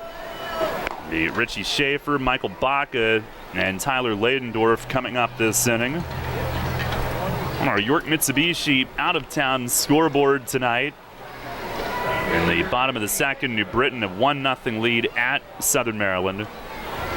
Middle of the third in Jersey, Somerset leads Lancaster 3-1. And they are just about to get started in Texas tonight. Long Island at Sugar Land. Brett Marshall against Roy Merritt. Now here's Schaefer to lead off. Tersey the pitch. It's just outside. Schaefer last night went back-to-back in the 5th inning with Lattimore. Hit his second home run. He's 4 for 18 at the plate. 1-0. And that's on the outer black, a called strike for Tersey.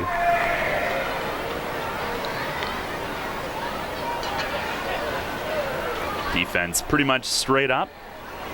And the 1-1, swing and a miss. A slider that Schaefer tried to hit a mile. Got nothing but air. Wow. That's a hack. Perfect time to pull the string. Tersey ready. And the wind, the 1-2.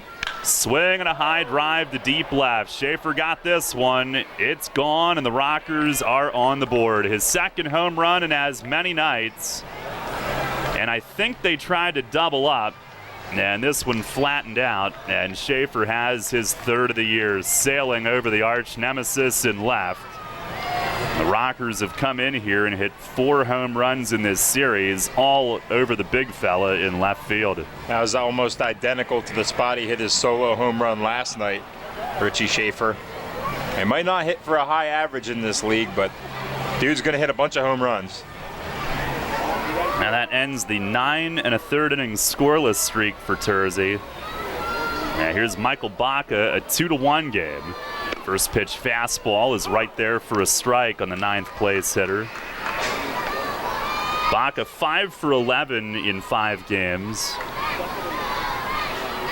The 0-1, and it skips in the dirt. Last night he was 2 for 5 out of the 9 spot. Rockers, their 13th home run as a team, 4th in this series. They have the 2nd most home runs in the league right now. Pitch, a check swing, and he went. Slider fooled Baca. He started and couldn't stop in time. The top home run hitting team in the league to date is Sugar Land with 14. This is the 1-2. Swinging a foul tip into the mitt of Skelton. Fastball to get Baca. And Terzi with K number 2 here early on the night. 1 down here in the top of the third. That's a nice rebound there after the home run went right at Michael Baca and got the big strikeout for out number 1. Now back to the top, and Tyler Ladendorf grounded out the third to start the game. First pitch, slider, it just missed away. Man. Wow.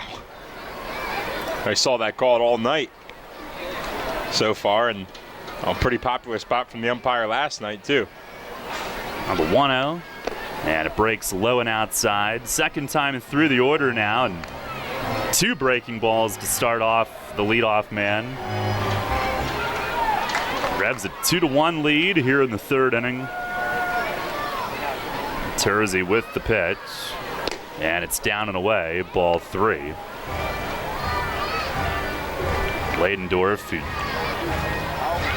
got to the majors with the A's for 54 games. 3-0, and that's over for a strike. Terzi gets it across. Had 9 big league games in 2015, 45 more the following year. Now the 3-1, and a called strike outside corner. Terzi comes all the way back. A full count.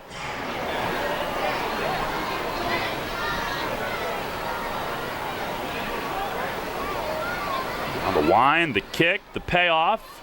Swinging a ground ball to short. Then sliding backhand pick. Fall away, throw to the dirt, and it one-hops to first just late. If it wasn't the leadoff man running, it would have been a miraculous play.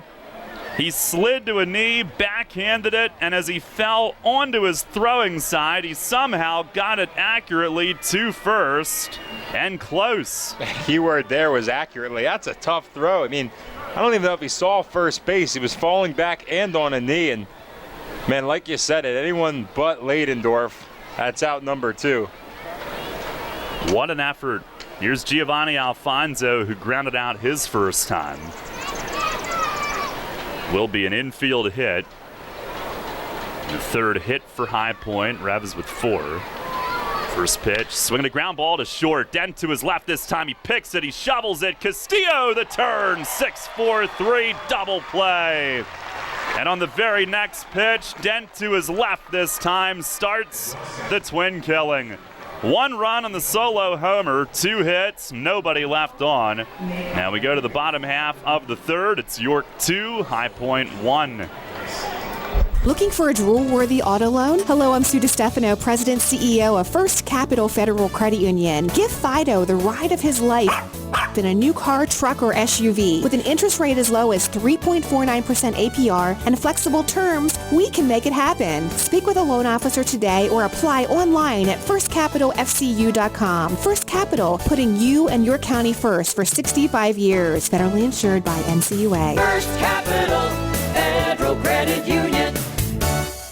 Shipley Energy is more than just an energy company. We're a family tradition. Our goal is to provide outstanding customer service and to make energy easy for you. From heating oil and propane to natural gas and electricity, our team can help.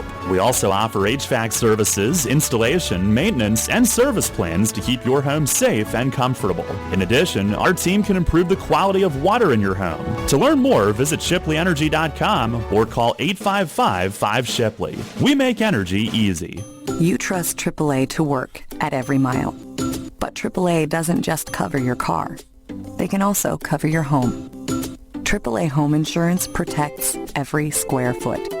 And when you add AAA Home Insurance to AAA Auto Insurance, you get more protection and more savings. Insurance that's not just insurance. Talk to your local AAA insurance agent today or visit AAA.com to learn more about AAA Home Insurance. New FM signal, new website. Get features, live broadcasts, and on-demand game broadcasts and shows online at 989WOYK.com.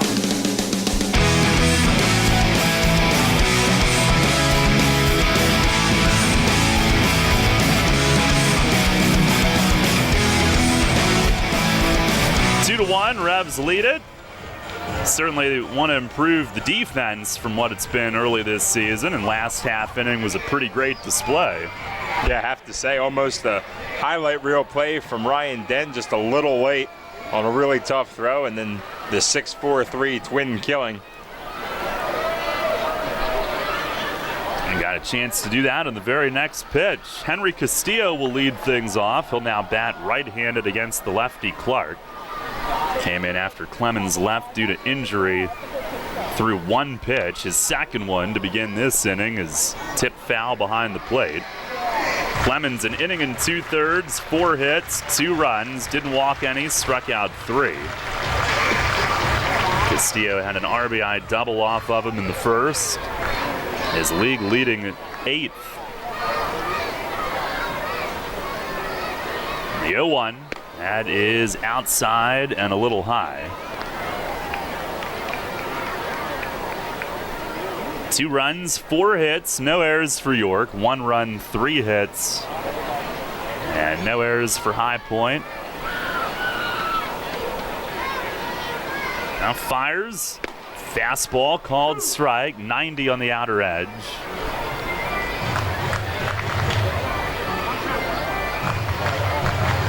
Clark, who was a freshman All-American at Kent State.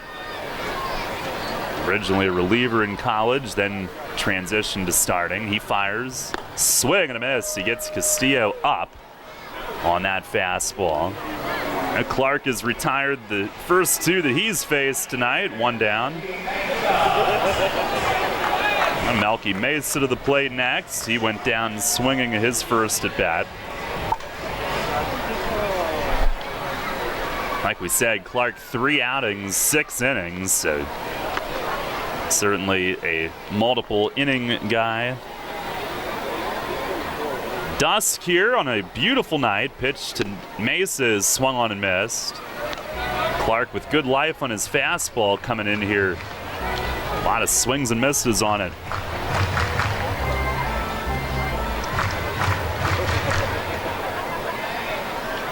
All ready. And the 0-1. It dips a little low. Slider nose diving. Talvin Nash on deck.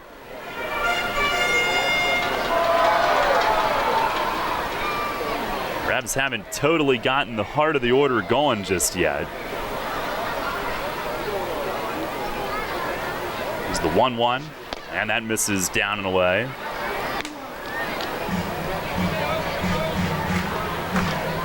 Coming in tonight, 3rd in the league in hitting at 280, 5th in total runs. They haven't been great in run scoring opportunities. There's the pitch. Swing and a deep drive in left, but Mesa just out in front. And that one might be headed toward the Cadoras. Wow, did he crush it, but just a tick early. Man, that was smoked. Wow. Clark gave a little look at his catcher, too. He was definitely scared. Saw his life flash before his eyes with that swing. Just a fraction early. 2-2. Set up away. Pitch is slapped the other way on the ground. Diving stop. Baca to his left. Up to his feet, and he throws him out. Now, good job by Mesa going with it on the pitch away and hit it sharply into the ground, but Baca from second lays out and makes the great play for out number 2. A couple good swings in that at bat. Hopefully that's a sign of things to come for Melky. Here's Talvin Nash, who ripped an RBI single in the first inning. Talking about run scoring opportunities, the Revs tonight 2 for 4 so far with men in scoring position. Talvin with one of those 2, and he looks at a first pitch strike here.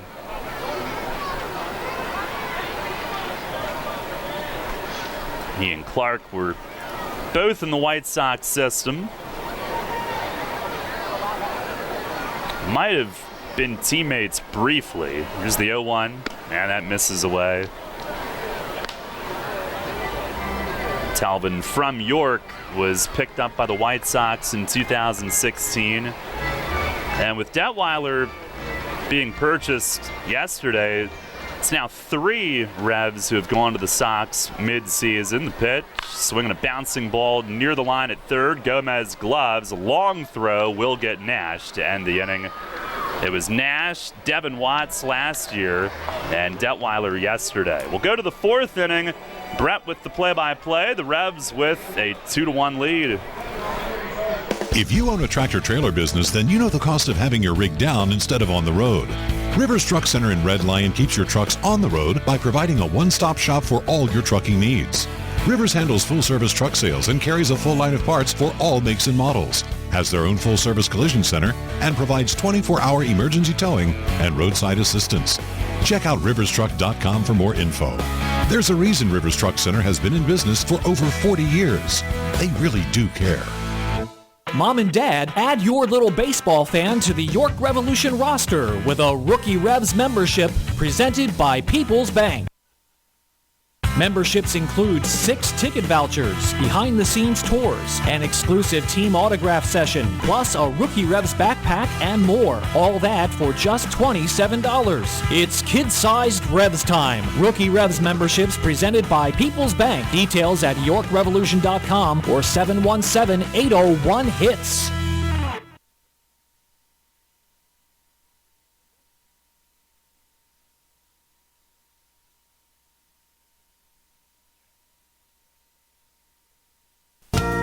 The York County Solid Waste Authority turns up the heat every day, on your garbage, that is. Advanced waste-to-energy technology is used to burn garbage at 1,800 degrees Fahrenheit in environmentally controlled combustion units.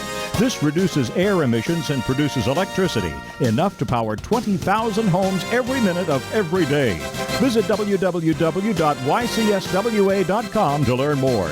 In York County, garbage is power. York's home for the NFL. Sports Radio 98.9 FM and 1350 WOYK. York.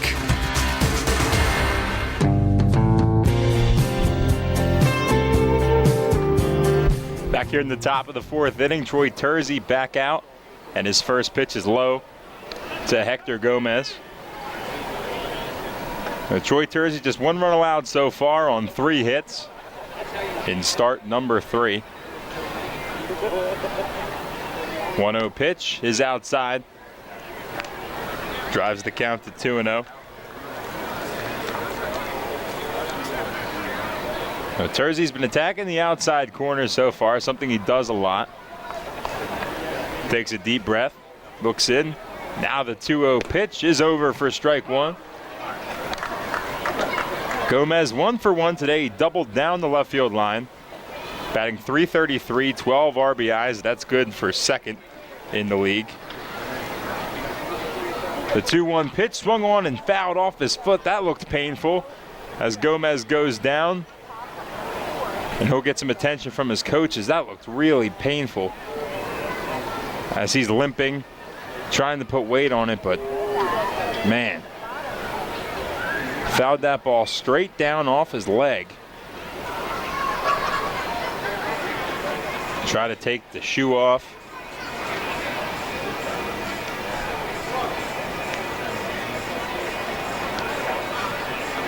Tries to walk it out down the third baseline.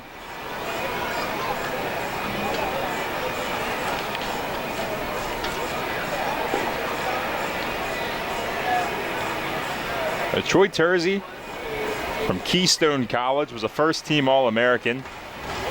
Same college as Revs great Scott Grimes. Big Instagram guy too, Troy. The King Tersey representing as Revs athletic trainer Chong Choi checks on Gomez. Looks like he's going to stay in, put the bat back in his hand. Looks like he was able to walk it off, taking a couple practice swings to see how everything feels. Gomez came in tied for 4th in hits with 17. Now he has 18 with the double that he hit back in the first. 1 for 3 last night. He doubled, plating 2 runners. Steps back in, Tersey now with the taps. The 2-2 pitch swung on and hit in the ground to Ryan Dent. Takes a couple hops. He's up with it, fires at the first, and sets down Gomez for out number 1.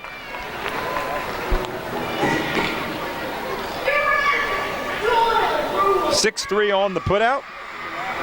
And the first rocker of the inning set down on yet another ground ball from Tersey, including the double play. That's 1, 2, 3, 4, 5 ground outs for him so far.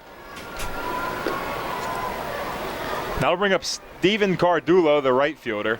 308, 1 home run, 11 RBIs so far this year. First pitch is taken low for ball 1.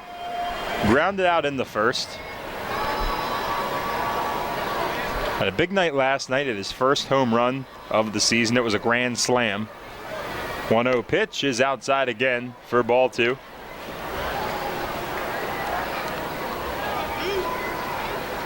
Now, they worked Tersey a lot in spring training. He had the most innings of any pitcher.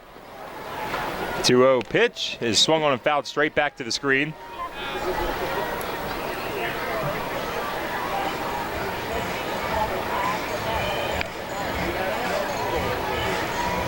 Last outing against Long Island, earned his second career win. It was probably his best pro performance. He threw 5 shutout innings, striking out 8 ducks. Really good offensive team. The 2-1 pitch outside again for ball 3.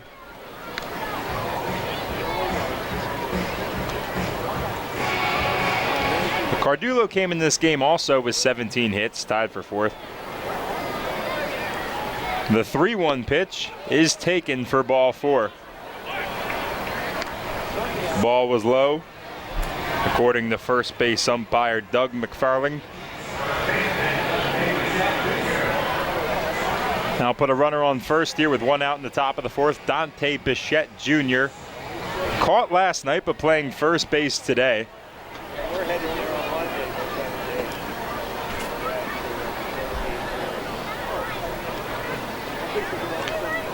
Cardulo takes his lead off first. Tersey looks in from the stretch. The first pitch is hit on the ground, foul down the third base line. High Point has some bullpen action. It's left-hander Asher Tolliver. Warming up. Again, an early injury to Paul Clemens, forcing their hand. Going to be a long bullpen day for High Point. Tersey looks back at first. Now the 0-1 pitch swung on and hit to right. Going back now is Dotel, still ranging back, but it's over his head. Bounces up against the wall, and now he fields it, fires it in. Not going to be deep enough to score the runners, but will put runners on second and third. Throw in back to third, tries to get Cardulo, taking an aggressive run, but he gets back. So an opposite field shot for Dante Bichette Jr. That's a double.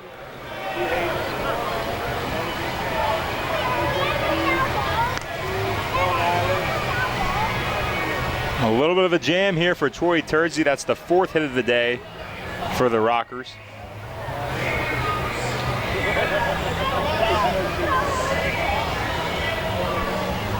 Up next is catcher Miles Schroeder. Did not play last night. Troy got him on a strikeout back in the 2nd. Could use another one of those right here. 298, 1 home run, 5 RBIs on the year for Schroeder. The first pitch outside for ball 1. Close pitch. Thought he might have got that one there.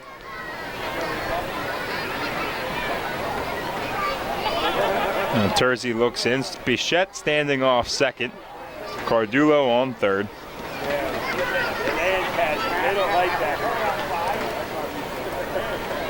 Schroeder's played infield in his career. He's one of those guys that can play all the positions, including catcher, which is rare.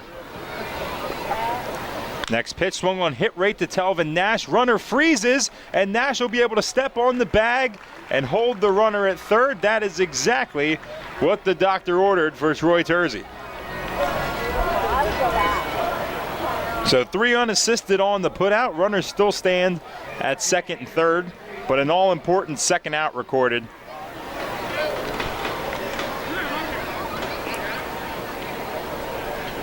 I'll bring up designated hitter Quincy Lattimore. We saw him in left field last night. Flew out in the second.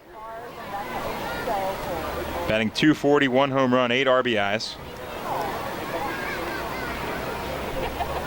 First pitch from Tersey, swung on and hit deep to left. Going back now is Mesa, and that one is gone. For the second consecutive night, Quincy Lattimore pokes one over the nemesis in left. This time for a 3-run shot, and High Point takes the 4-2 lead. So both Lattimore and Schaefer back-to-back games with home runs for them.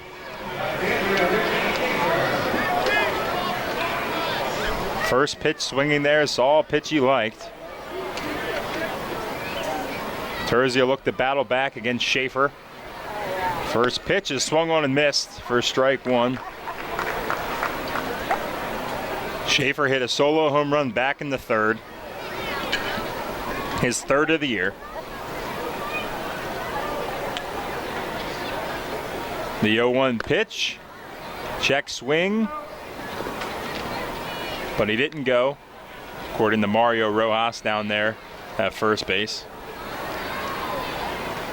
Evening the count at 1.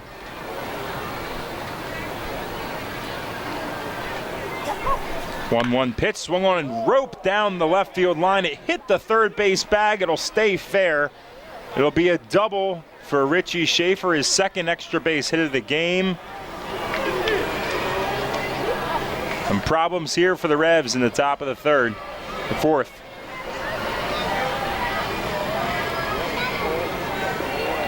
A double there that scoots right off the bag in fair territory. Couldn't ask for a better bounce as it rolled all the way to the wall.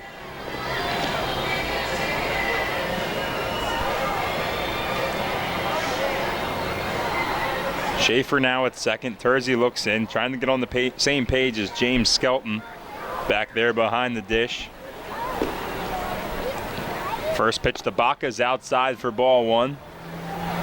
Baca, the second baseman, batting .417, no home runs, no RBIs. He struck out back in the third inning.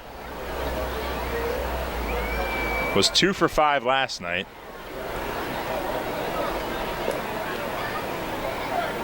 Tersey checks back at Schaefer at second. The 1-0 pitch on the inside corner to even the count at 1.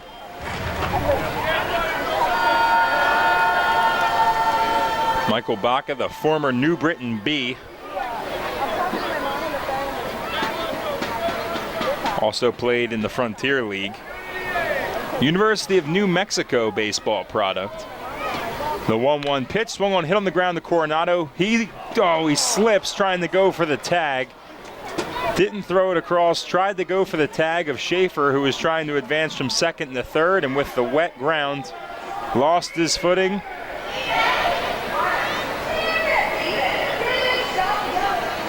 And we'll have rockers at the corners with 2 outs.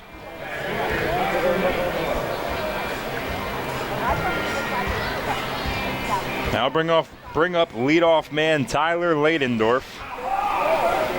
Came in this game first in the league in runs scored. 1 for 2 today, grounded out and singled. Tersey looking to get out of this inning. The first pitch is over for a strike. Attacking the outside half. Ladendorf 302, 2 home runs, 8 RBIs.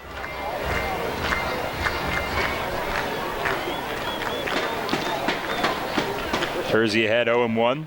Looks for the sign. Now the pitch. Hit on the ground to Coronado again. He's up with it. He fires the second. And the inning is over. But the Rockers damage the Revs again on the long ball. This time a 3-run shot over the nemesis for Quincy Lattimore. Time to battle back. Revs trail this one 4-2. Hey, it's the good-looking genius at Broadway Transmission again, and this time I have things on my mind, like warranty and service after the repair. You already know Broadway Transmission has been part of the community for 67 years at the same location. But did you know that in that time, York County has seen many transmission shops close its doors like Amco, Atomic, Clutch and Go, Dr. Transmission, Cotman, York County Transmission. Winters. Goodlings. Lee Miles. A1. What grinds my gears about these closings are the customers are left with no warranty. Stop!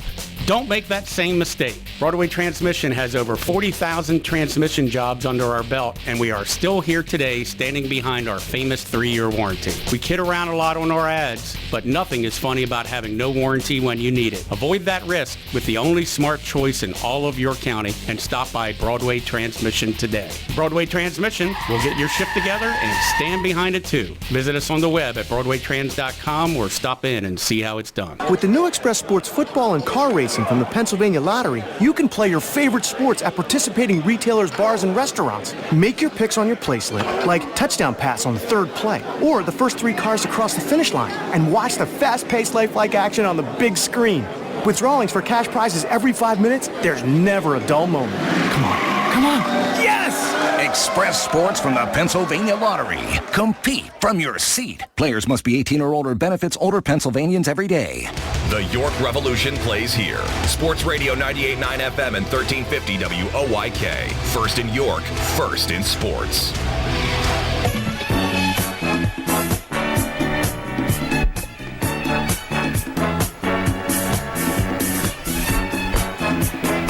Head to the bottom of the 4th inning here. Revs trail this one 4-2 after the Quincy Lattimore home run in the top half of this inning. New pitcher for the Rockers is right-hander John Ritchie. Ritchie last year pitched for Southern Maryland, made it as high as AAA with the Philadelphia Phillies, playing for the Lehigh Valley Iron Pigs. First batter to face him will be Isaias Tejeda, designated hitter. Popped out in his first at bat, an even .300 average on the year for T.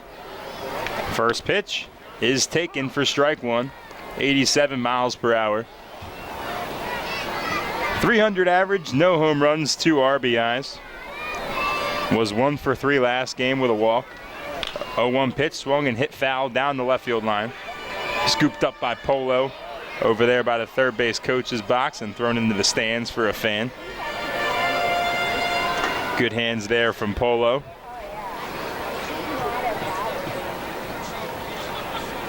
Currently on a 7-game hitting streak, Isaias Tejeda. 0-2 pitch, breaking ball is low in the dirt for ball 1. Good eye there. It's 9 for 7 on the homestand. 2 doubles, 2 RBIs, has scored a run. 13 hits in his last 25 at-bats. After an 0 for 15 slump, that's what I call rebounding. The 1-2 pitch is low for ball 2, evening the count. 10th in doubles, 8th in home runs here at PeoplesBank Park. Number 3 all-time in appearances behind the plate. The 2-2 pitch swung on and hit right at Alfonso at short. He's up with it, fires across the Bichette, and Tejeda's set down for the first out of the inning. Hit it on the screws, but hit it right at Alfonso.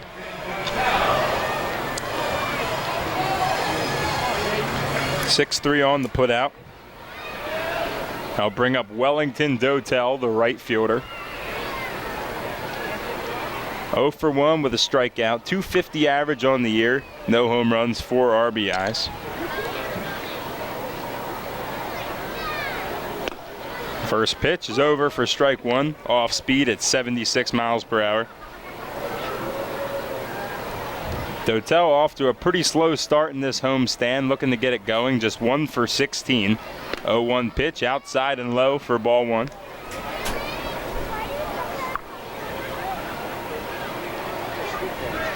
This is game number 399 in the Atlantic League for him. 1-1 pitch, swung on, hit fouled, back towards the screen. Recovered by the ball boy. Tejeda 0 for 4, or Dotel, I should say, 0 for 4 last night.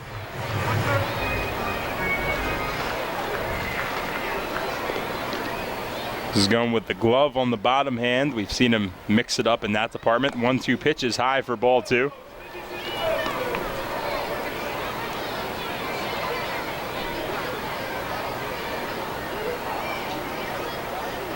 Richie, 6'4", 215 out there. Went to UNLV, University of Nevada, Las Vegas, for his college ball. The 2-2 pitch to Dotel is in the dirt. Good eye for ball 3.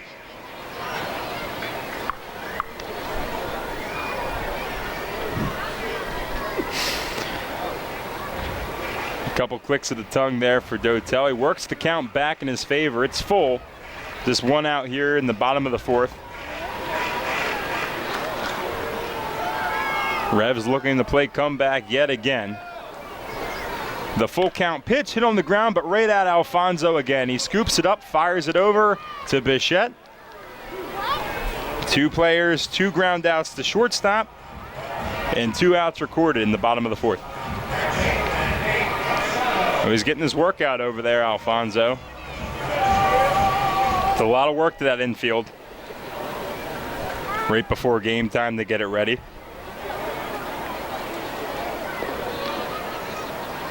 I'll bring up Nate Coronado,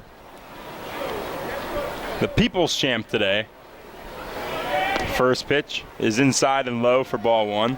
Spent a lot of time dancing with members of the Dallastown Little League throughout our delay. The 1-0 pitch is low in the dirt. Gives him a nice hitter's count at 2-0. Coronado struggling a little bit of late after getting off to a red-hot start. A bunch of hits, but still looking for his first home run and RBI. 2-0 pitch is tipped foul for strike 1.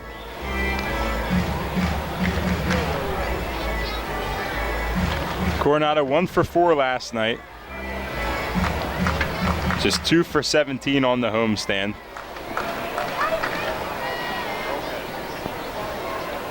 Richie looks for the sign, gets it from the windup. The 2-1 pitch swung on and hit towards the hole at short and third. It'll get through for a 2-out base hit. Coronado takes a little look around first base but gets back. A nice 2-out poke through the hole for Nate Coronado, keeping the inning alive.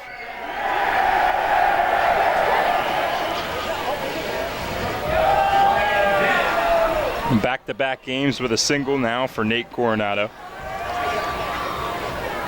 Now I'll bring up Ryan Dent, power hitting shortstop. Saw him seconds away from making what probably would have been the defensive play of the year at short.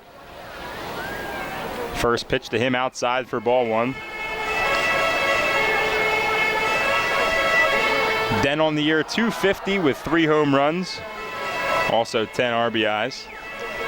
3 home runs leads the team. Hit a homer last night over the arch nemesis and left. The 1-0 pitch, check swing, but he went around according to our home plate umpire, Doug McFarling. And that'll even things up at 1.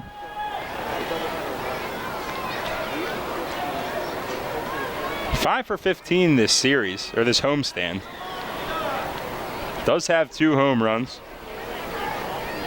The 1-1 pitch, breaking ball hit to the ground at third, backhanded by Gomez. A long throw, but no chance to get him as Dent legs it out for an infield single. Back-to-back hits here with 2 outs in the bottom of the 4th inning for the Revs. Great hustle there from Dent. Put it in a really tough spot, just about a couple inches to the right of the third base bag. Would have taken a missile from Hector Gomez at third to get him. So can the Revs complete the 2-out rally here? Runners on first and second. Justin Trapp batting 9th today, already 1 for 1 from that position today. 278 on the year, no home runs, 3 RBIs. Was 2 for 4 last night with a double. First pitch from Richie is outside for ball 1.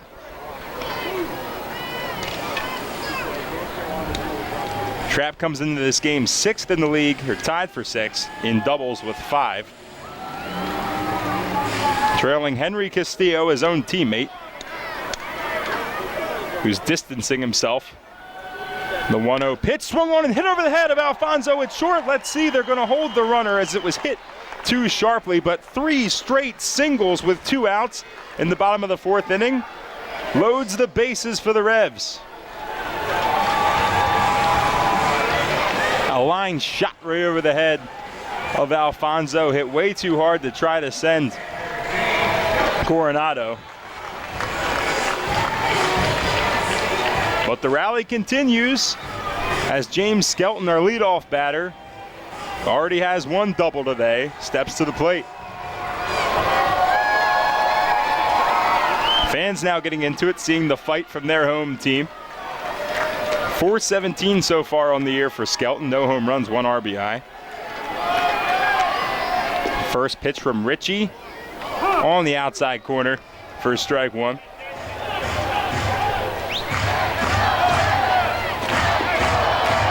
Let's go Revs chants now throughout PeoplesBank Park. Trap on first, then over there at second. Nate Coronado stands off of third. All 3 hit singles. Lights are on here. Another beautiful night, 75 degrees. Our weather brought to you by Heritage Lawn and Landscape. The 0-1 pitch, the Skelton swung on, hit right back up the middle, but Alfonso was there, steps on second base, and ends the Revs' threat here in the bottom of the 4th inning. So no runs on 3 hits, no errors, and 3 left on. We'll head to the top of the 5th inning here on Sports Radio 98.9 FM and 1350 WOYK. Hey, Revs fans, as if being a season ticket holder wasn't already awesome enough, did you know that another perk of being a season ticket holder is you get a VIP restaurant card good for deals and discounts at 6 participating restaurants? The VIP restaurant card is good at these restaurants: Venice Pizza and Restaurant, 15% off order for dine-in or take-out. Revival Social Club, 1 free dessert per person per ticket per visit. Fuddruckers, 15% off total purchase. Viet Thai, 10% off your order. Friendlies, 20% off your order. And Iron Horse York, 10% off your entire meal on home game days and $5 off entrees on non-home game days. Lock in your 2019 Revs season ticket plan today. Call 717-801-HITS or visit YorkRevolution.com. Great baseball, great fun, and a VIP restaurant card? Now that's Revs time. When you work with an independent insurance agent, you put the power of choice to work for you. Independent agents know several companies and their coverages, which means more options. And because companies like Donegal Insurance Group use the independent agent system, you not only get quality insurance, you also save money. The independent insurance agent system. Discover the power of choice. Contact Kochman Kunkel Insurance at 717-854-0300 or stop in at 3217 East Market Street, York. Locally owned and operated by Pam and Rudy Kochman. Kochman Kunkel Insurance. The puck drops here. Catch the Bears and the Caps all season on Sports Radio 98.9 FM and 1350 WOYK. First in York, first in sports.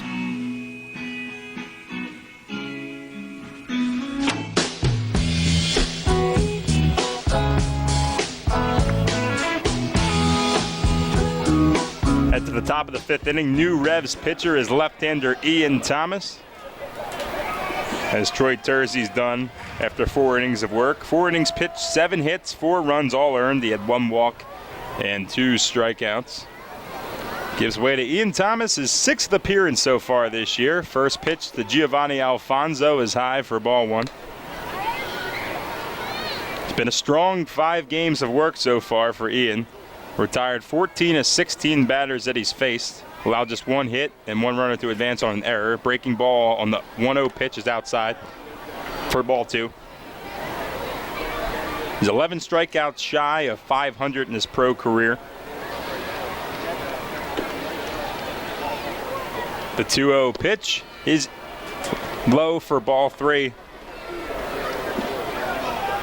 As Thomas falls behind. Has not walked anyone so far this year. The 3-0 pitch, that's outside. That's his first walk. That's a leadoff walk for Giovanni Alfonso.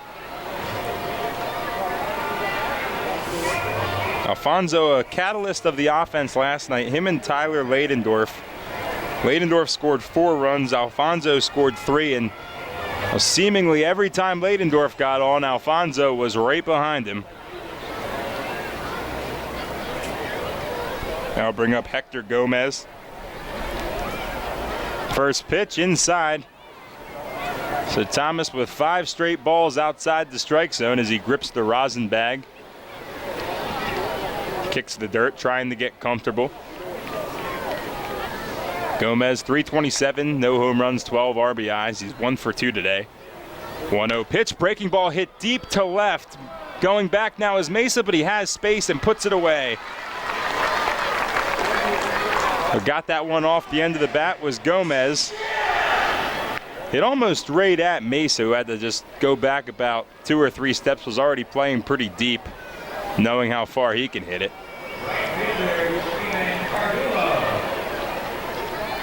Now Thomas gets the first out of the inning. That brings up Steven Cardulo. 308 average on the year for him.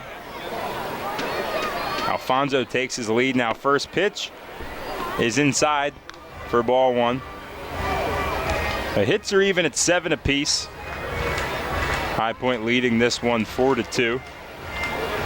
3-run homer last inning off the bat of Quincy Lattimore. Next pitch is low for ball 2. As Cardulo gets ahead 2-0.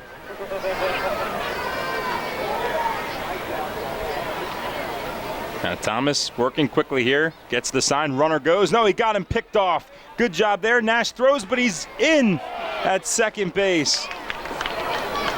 Alfonso picked off, but had enough speed to beat the throw from Nash, beat the tag from Dent, and it's a stolen base.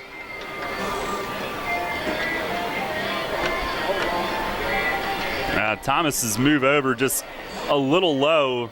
I mean, he's trying to put it on the bag in case the guy's diving back, but Nash had to reach down a little bit, and then his throw to second was a little bit high, and Dent had to reach up a bit. The combination of those two things, it's enough for Alfonso to get in. It's a tough one there as they had him picked. He moves in the scoring position, 1 out. 2-0 the count on Steven Cardulo. The pitch from Thomas, breaking ball that comes back over the plate for strike 1. A lot of movement on that ball there. Nice crowd here tonight on Friday, PeoplesBank Park. The 2-1 pitch popped up. Heading out to left field, Coronado's going to go out. So's Dent. Who's going to make the play? It finds its way into the seats. Just carried enough. Thought that one had a good chance of staying in, but just was too high. Another tough break for the Revs. Right next to a kid, too, who stood up and ducked. Landed inches from him. Saw 3 men running at him. I mean, about 2 rows up. A typical Revs break here at PeoplesBank Park. Yeah, lately. My goodness. A count 2-2 to Cardulo. 1 out here in the top of the 5th. Alfonso tries to scamper off second. Ball hit down the right field line, and it's a fair ball. Alfonso's going to score. Cardulo rounds first. He'll be at second. It's an RBI double for Steven Cardulo, and that moves the Rockers' lead to 5-2. Well, again, 1 pitch after you're mere feet away from having an out, and it just gets into the stands. Just hurts. Just can't catch a break so far to start this year. First run Ian Thomas has allowed all year. Still sporting a solid ERA at 1.8. Look to bounce back with Cardulo at second. First pitch to Dante Bichette. Breaking ball stays high for ball 1. And a runner that they had picked, but he got out of it. 1-0 pitch is over for strike 1. It is now Asher Tolliver that's warming up for the Rockers. Former Long Island Duck. Made it to the major leagues with Houston. 1-1 pitch outside for ball 2. To Bichette. Bichette 304 on the year, 3 home runs, 10 RBIs. Doubled back in the 4th. Also grounded out today to give him a line of 1 and 2. Thomas looks, now the 2-1 pitch swung on and kind of fisted over the head of Telvin Nash. It's a bloop hit. They're going to send the runner and he's going to score standing up. And Bichette will waltz into second base as well. Good pitch from Thomas, just fisted over the head of Nash. And they get a run on a blooper. You gotta be kidding me. Good pitch, got in on the hands, just somehow and some way got enough. Nothing Nash could do about it. It just trickled away from him when it spun, had the front spin again to get down the right field line. I mean, it's crazy how they make the good pitches. They can't get outs on the good pitches. It's just tough, Daryl. It's just tough. The game will just mess with you. And it's doing that to the Revs right now. A 6-2 high point now. First pitch to Schroeder is swung on and missed. He bats now from the right side, the switch hitting catcher. Struck out and grounded out so far. 293 on the year, 1 home run, 5 RBIs.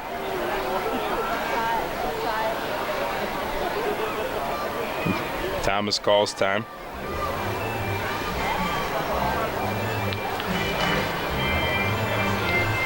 Schroeder came in this game as well, tied with Hector Gomez and a couple others with 17 hits. That's tied for 4th.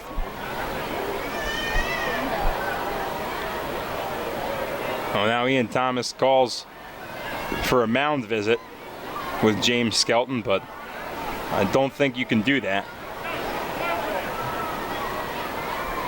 Well, Skelton's going to walk out there. Doug McFarling didn't know that you can talk signs if he accompanies the catcher to make sure that that's all that's being discussed. Good to see that the memo got through. So a little loophole to the rule, but it works. Get on the same page. Skelton gets out there and see if those two can get comfortable.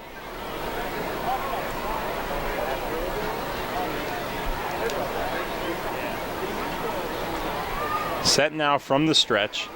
The 0-1 pitch from Thomas. At the knees for a strike 2. Fastball there, got over. Schroeder behind in the count, 0-2.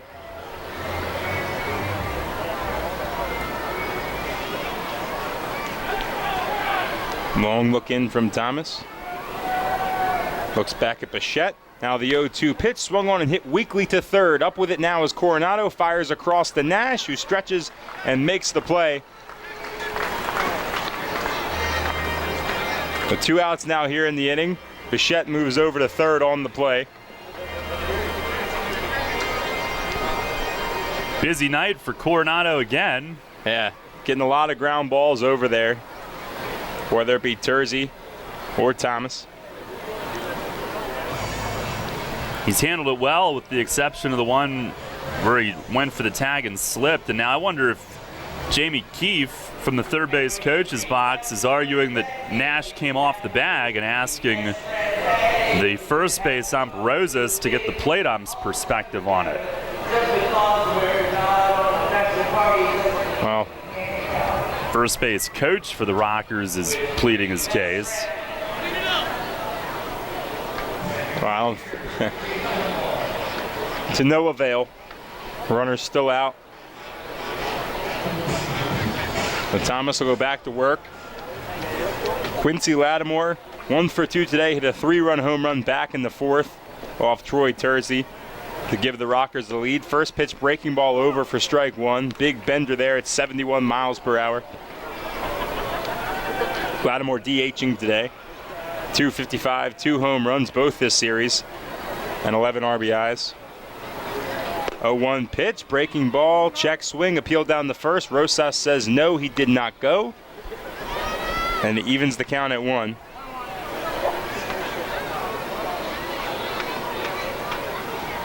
Six runs on 9 hits now for the Rockers. 2 runs on 7 hits for the Revs. The pitch, breaking ball again, and strike 2 called.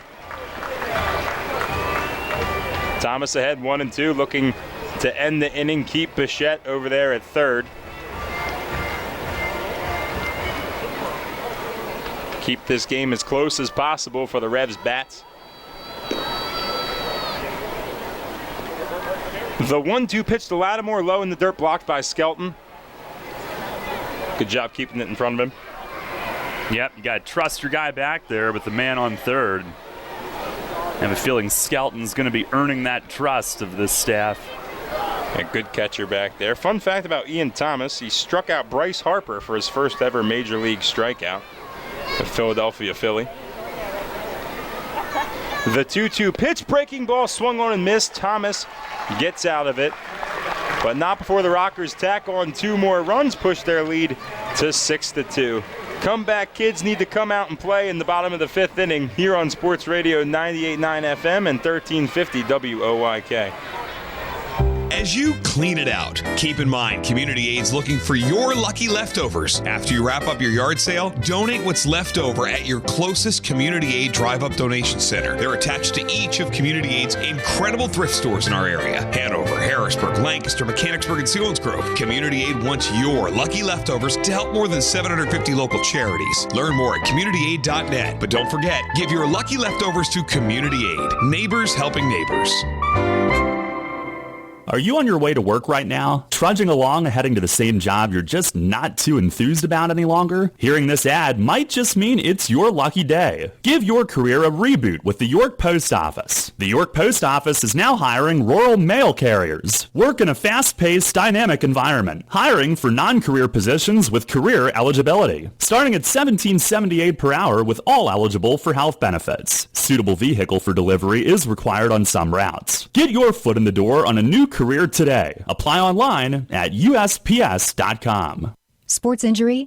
Walk into WellSpan Urgent Orthopedics for immediate care. No appointment is ever needed. Our orthopedic and sports medicine specialists are here to treat you. Visit wellspan.org/urgent orthopedics today for hours at our York and Hanover locations. Downtown's ready. Are you? The Revs play here. Sports Radio 98.9 FM and 1350 WOYK, York.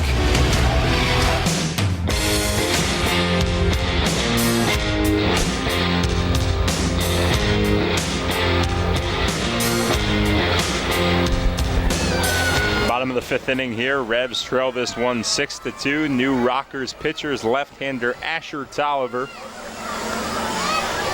6-foot lefty, former Long Island Duck. Native of Sherwood, Arkansas.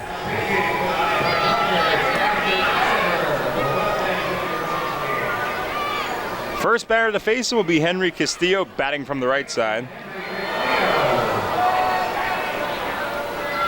Need some base runners, need some runs here in this inning. First pitch to Henry is low and inside for ball 1 as he gets ahead. Tolliver, a guy that's made it to the major leagues. Played with the Baltimore Orioles and the Houston Astros. Second pitch inside as well. Henry gets ahead 2-0. Combined 9.2, 9 2/3 innings pitched of Major League Baseball. Henry hit yet another extra base hit today in the first. 2-0 pitch is on the outside corner for strike 1. Also struck out in the third. A nice tame 357 average as he's hitting the lights out of the ball. 2 home runs, 11 RBIs. The 2-1 pitch, breaking ball, that's over for strike 2. As it cuts back over the plate, according to Doug McFarland.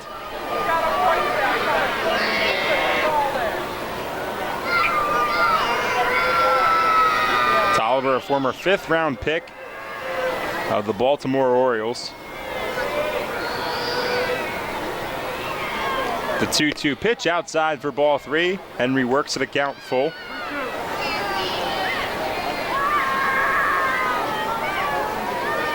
Appeared in 49 games last year for Long Island, 47 innings of work. 2-2 with a 4.34 ERA. The 3-2 pitch swung on, fouled back over the skybox level and out of play. Started his minor league career down in Aberdeen, not too far from here, with the Ironbirds. Now Castillo in, the count is full. The pitch is swung on and fouled back to the screen again as Henry goes hopping out. Wanted that one, but just missed it.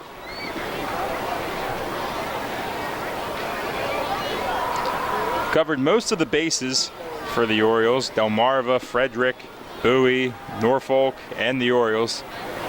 So hit every level on his trip up. The payoff pitch to Castillo, fouled back again. Nice fight so far to greet Tolliver. Next pitch will be number 8 to Henry.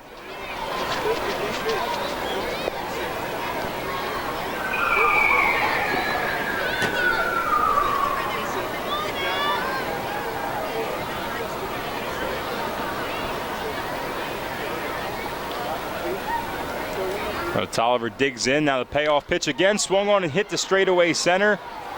Coming in now, or going out now, is Alfonso. He ranges away and squeezes it. Ball hung up there long enough for him to range out.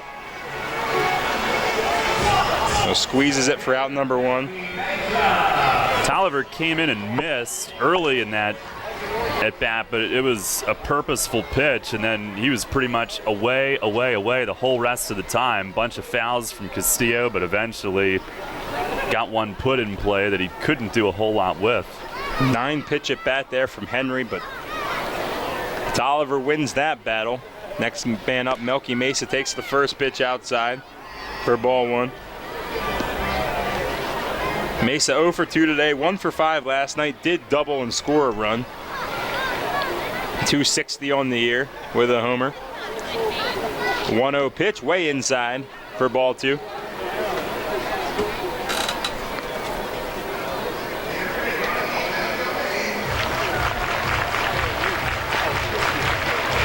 Mesa already 7th in starts as the designated hitter in Revs history. He's playing left field tonight. We've seen him play left a ton, so won't really have a chance to move up the ranks too much this year. The 2-0 pitch swung on, foul down the left field line, right into the bullpen of the High Point Rockers.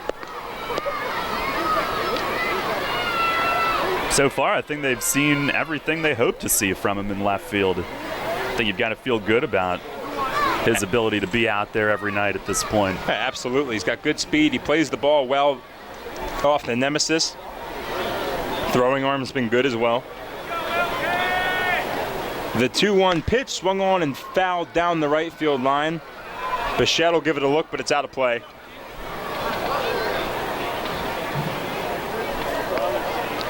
And Mesa has 996 career hits. 6 of them in the major leagues, 990 of them in the minors. Scored his 600th run in the minor leagues last night. Revs had left-hander Robert Carson warming up, assuming we'll see him in the top of the 6th. His second inning of work back with the team. The 2-2 pitch from Tolliver swung on, hit towards the middle. Alfonso can't handle it as Mesa is able to make it to first. It's an infield hit. As he squared that one up, hit it right up the middle. Would have taken an amazing play from Alfonso to get to that one. Melky on with his first hit of the day. Call me cynical, but I thought he was going to make the play. Oh, are you kidding me? The way too. It's gone. He's had a lot of balls hit to him so far and's made them, but that would have been the toughest one by far. He got letter on it.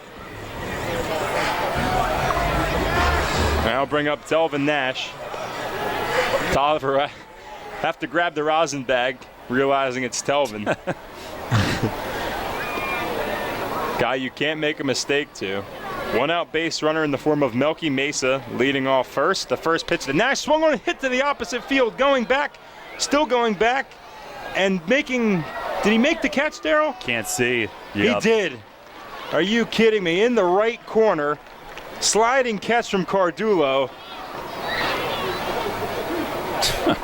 I mean, what else can you do? First pitch swinging, hit it about as deep as you can without going out to the right field line. I saw the full slide, then he vanished over there in that corner, and the umpire signals he made the catch. Telvin put his hands on his head, which was a good indicator that he got robbed. And just another night here at PeoplesBank Park.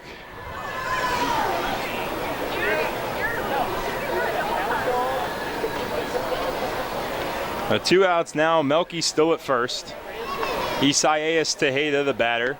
First pitch is taken low for ball one.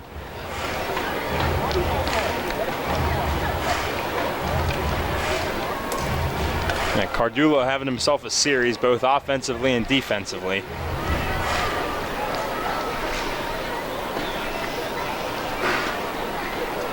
Meeting number 2 in Revs Rockers history. The 1-0 pitch is high for ball 2.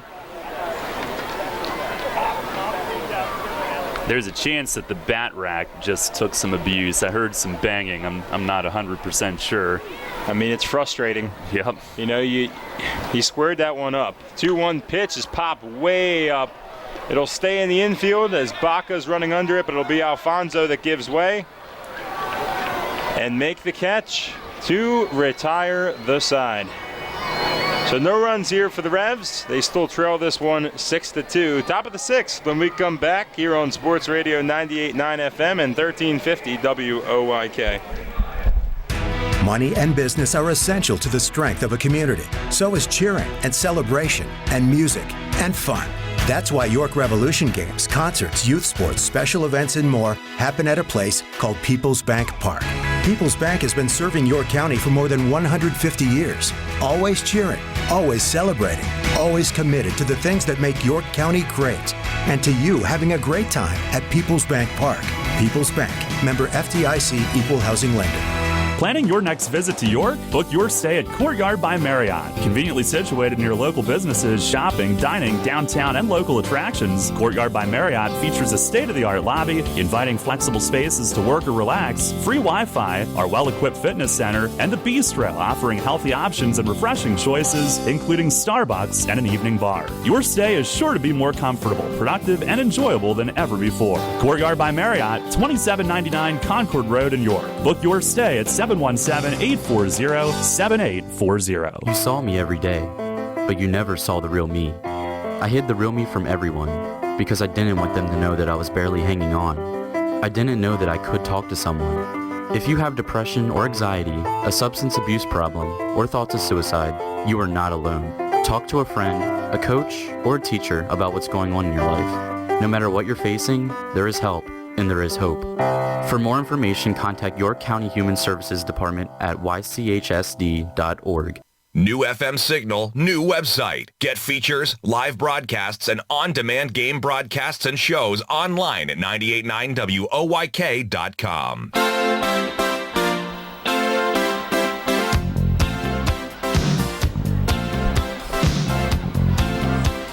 Top of the 6th here, Revs trailing this one 6-2. New pitcher for York is left-hander Robert Carson. Game number 2 for him.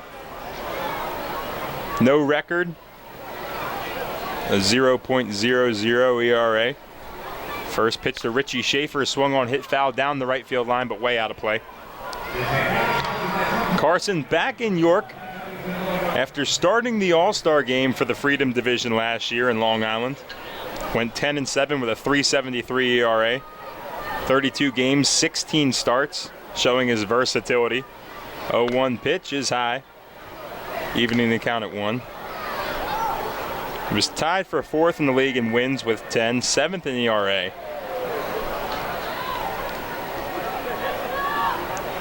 One pitch to Schaefer is low for ball 2. Spent some time pitching in Mexico and Venezuela in the summer. Or winter, I should say. Probably hot there in the summer. The 2-1 pitch, breaking ball, too low for ball 3 as he falls behind.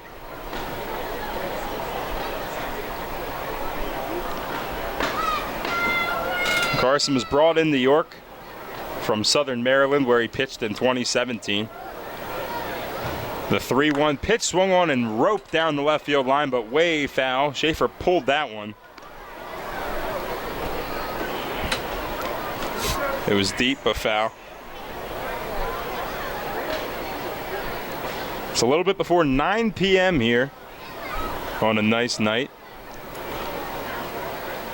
Carson winds. Now the full count pitch is swung on and missed. He puts him away. High fastball there to retire Schaefer. Schaefer, like halfway through that swing, started to yell at himself for chasing it, but that's good for Carson. He changed the eye level in that at bat, and that's what makes guys do that. Had to respect the breaking ball he had seen earlier in the at bat. He wins the chess match there with Schaefer, striking him out on a full count pitch. A 1 out here. First pitch now to Michael Baca is outside for ball 1. Baca 1 for 2, singled in the 4th and struck out back in the 3rd inning. The 1-0 pitch on the inside corner to even the count at 1.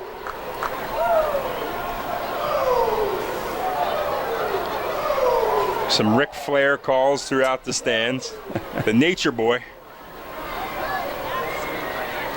Carson made it to the majors, made 31 major league appearances in his career. The 1-1 pitch is in the dirt for ball 2.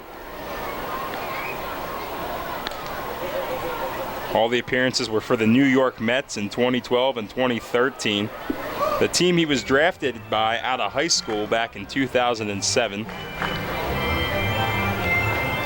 Also spent some time in the Los Angeles Angels of Anaheim organization. Now ready. The 2-1 pitch to Baca is high for ball 3.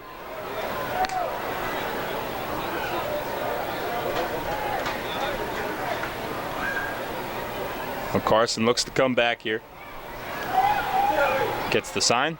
The 3-1 pitch is inside for ball 4. Missing with that one, as Baca becomes a 1-out base runner courtesy of the base on balls. Back to the top of the lineup for the Rockers. It'll be Tyler Ladendorf, the center fielder. He's 1 for 3 today. Grounded out, grounded into a fielder's choice and singled. Fires back over the first. It's a quick throw, almost got him, but he's back in time. Carson snapped that thing from about his hip. He had a bunch of those last year. And he's really quick with that move. Not sure Baca was expecting it. Had 7 last season. Nash knows he's got that in his arsenal. Playing with him last year, does it again. Baca sliding again, and he's in. Making him get dirty, keeping him honest over there is Rob Carson.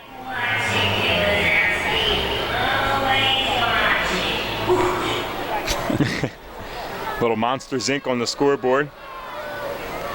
Cody Bannon again. Best in the league by far. Next pitch is high. Or first pitch, I should say, is high for ball 1. Ladendorf, a shade under 300 at 296. 2 home runs and 8 RBIs. Also leading the Atlantic League in runs coming into today. Baca gets checked back on by Carson. And he gets back.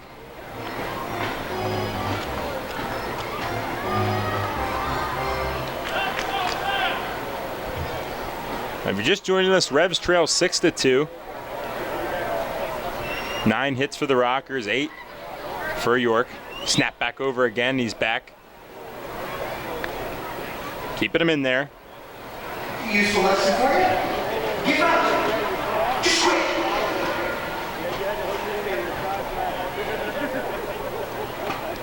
He'll come set again. Carson, the 1-0 pitch, is out on the outside corner for strike 1.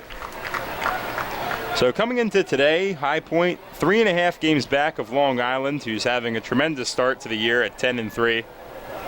Revs actually handing them 2 of their losses, 2 of 4 York wins so far. The 1-1 pitch in the dirt blocked by Skelton. He keeps it in front of him and keeps Baca over there at first.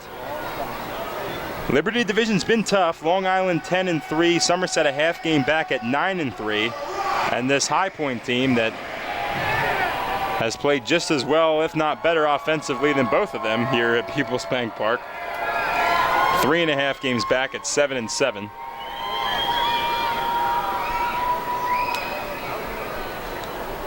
Carson behind in the count, 2-1.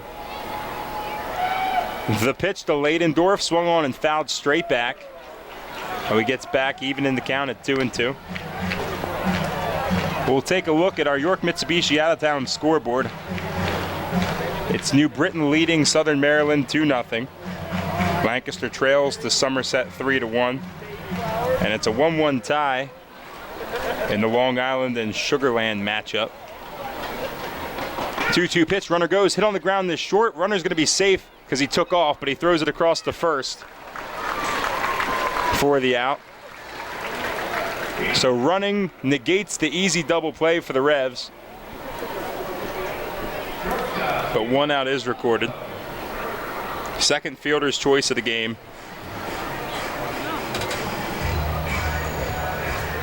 Just saw on Twitter where next Friday Long Island is going to officially use TrackMan for their home game. I don't know if the whole league is starting it next Friday, but just saw that they are.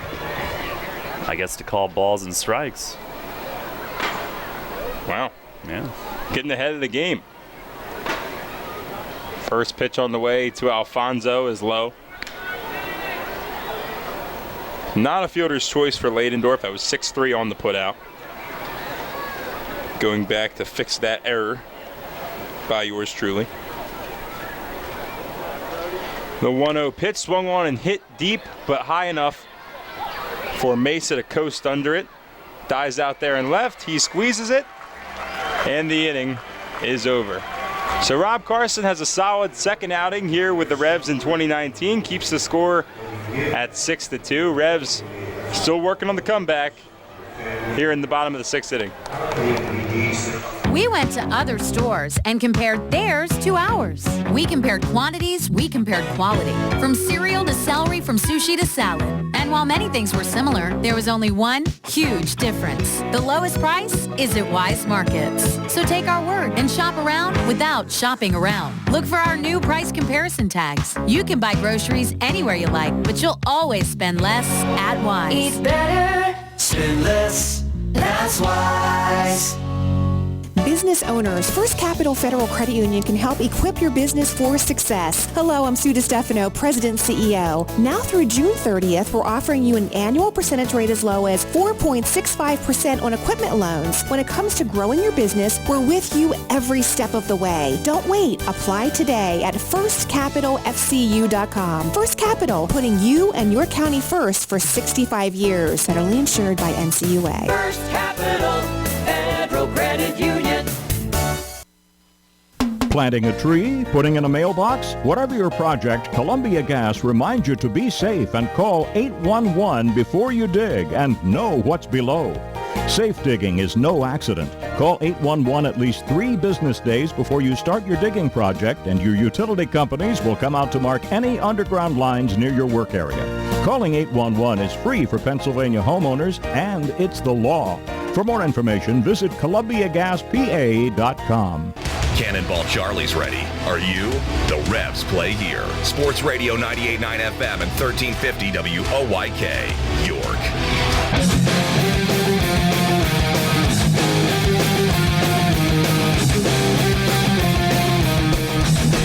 Bottom of the 6th inning here. Revs trail this one 6-2 to the Rockers here in Game 2 of a nice 4-game series.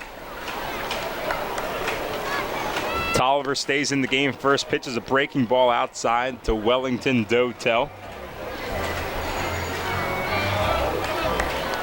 Dotel 245 on the year, no home runs, 4 RBIs. 1-0 pitch to him, swung on and popped up the right side of the infield. It'll be Bichette. Nope, he gives way to Baca, who squeezes for out number 1.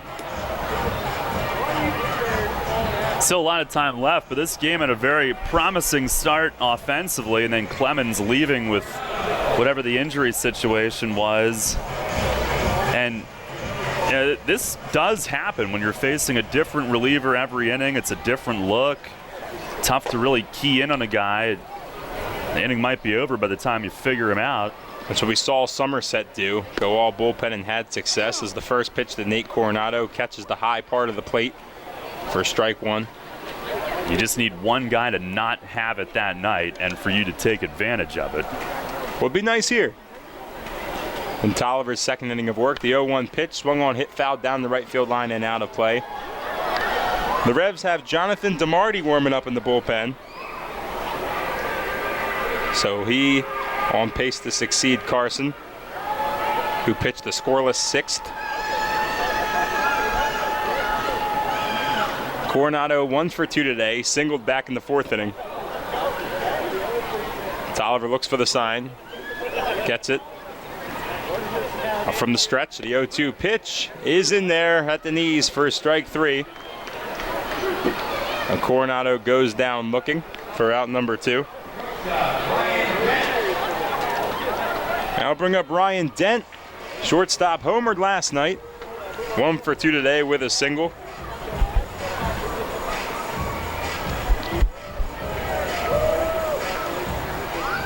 .268 on the year, 3 home runs, 10 RBIs for Dent.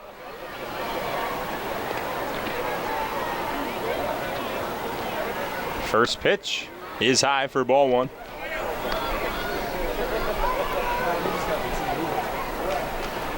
Well, 24 pitches now for Tolliver. Again in his second inning of work. 1-0 the count to Dent. The pitch is swung on and popped down the right field line and out of play. We'll lock it 1-1. Pitch came through on the tracker at 34 miles per hour. I don't think that's accurate. Oh, boy. That would have been interesting. Yeah. Really messing with his timing there. Yeah. Man.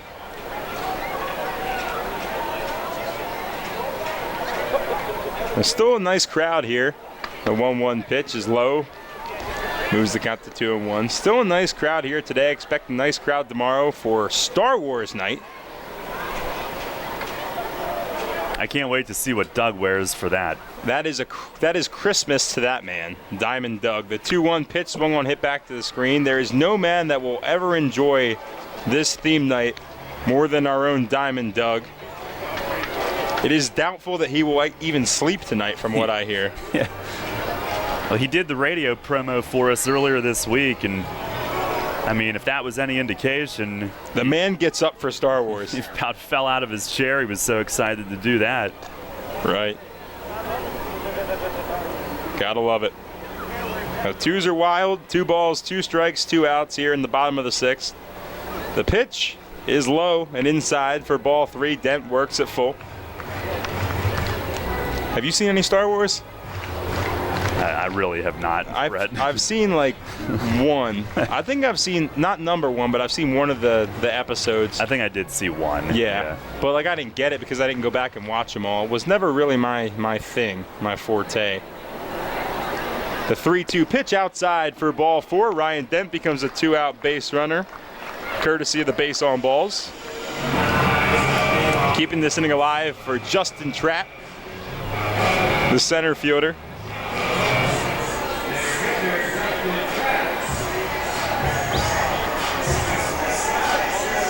And Trapp moves from the leadoff spot to the number 9 spot, get the speed down there. It's been a nice transition for him as he's 2 for 2, getting that average just 3 points away from 300. Takes the first pitch high. No home runs, 5 doubles on the year. 3 RBIs for Trapp in his first season here in York. There's a bat. Yeah, there's a bat flying around out there right in front of us. Next pitch is swung on and fouled straight back. It's clearly lost its way. I was trying to figure out bird or bat. Oh, that's a bat. That's a bat and a half. Fluttering around. Cadorus life. Gotta love nature. Just stay out of here. You ever had a bird fly in here before? Or a bat or anything like that? I don't think so. 1-1 pitch, swung on, hit foul down the right field line and out of play. My son came running in here once, but... Your son goes running a lot of places. A lot of places he shouldn't run. Got a lot of personality, that kid. A bird flew in the house one time, but I don't think here. I hit a bird with my car. Well, that's too bad. Yeah. The bird didn't make it. That's my follow-up question. The 1-2 pitch is in there for strike 3. Justin Trapp goes down looking. The 2-out base runner becomes erased. And High Point still leads this one 6-2. We'll head to the top of the 7th inning. Darrell Henry on the take you home when we come back here on Sports Radio 98.9 FM and 1350 WOYK. Home of the judgment-free zone, Planet Fitness is your home away from home plate this baseball season with 2 convenient locations in York. Planet Fitness offers a clean, comfortable environment, tons of cardio and strength equipment, free fitness training to all members, and extended hours for those early risers or late-night treadmill triumphators. And best of all, you get all this for just $10 a month. Join in club or online at planetfitness.com. Facing a legal issue can be a frightening time.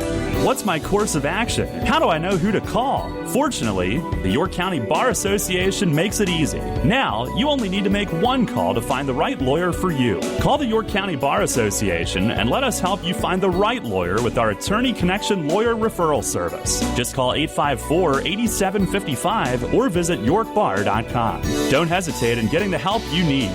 Contact the York County Bar Association and let us help you find the right attorney at the right time. You trust AAA to work at every mile. But AAA doesn't just cover your car. They can also cover your home. AAA Home Insurance protects every square foot.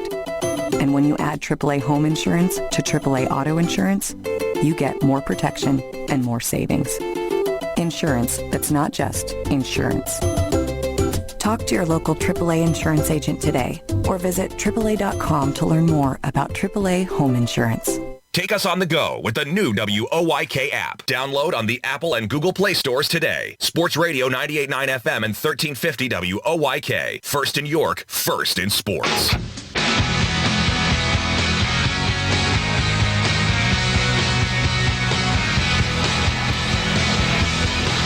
Head of the 7th inning, Jonathan DeMarty looking to bounce back after last night. Pitching change brought to you by Maple Donuts. It is 6-2 High Point. And DeMarty will face 3, 4, 5, Gomez, Cardulo, and Bichette coming up. Last night came on in the 5th inning and got a couple of ground balls, but then a 2-run homer followed by a solo shot back-to-back. Gomez leads off. First pitch is a fastball over for a strike, 92 with some late tail to it. Gomez 1 for 3 on the night, doubled in the first, a ground out and a fly out since. DeMarty with the 0-1 and a rip it short. Dent going to the backhand, a jump throw across. Nash sweeps for the tag and got him. What a play for out number 1. And the Revs have flashed some leather tonight after maybe their roughest defensive night of the season last night. And Dent able to pick that one low to the backhand. Got midair as he cast the throw across, and Nash doing the work at the other end. He did not try to stretch and hold the bag. His internal clock of the runner, Talvin made the decision early to come off and go for the sweep. Here's Cardulo. He swings and misses. First pitch fastball. Cardulo 1 for 2 tonight, ground out early, and walked and scored in the 4th. RBI double and a run scored in the 5th. Here's the 0-1, and it crowds him in, just missed.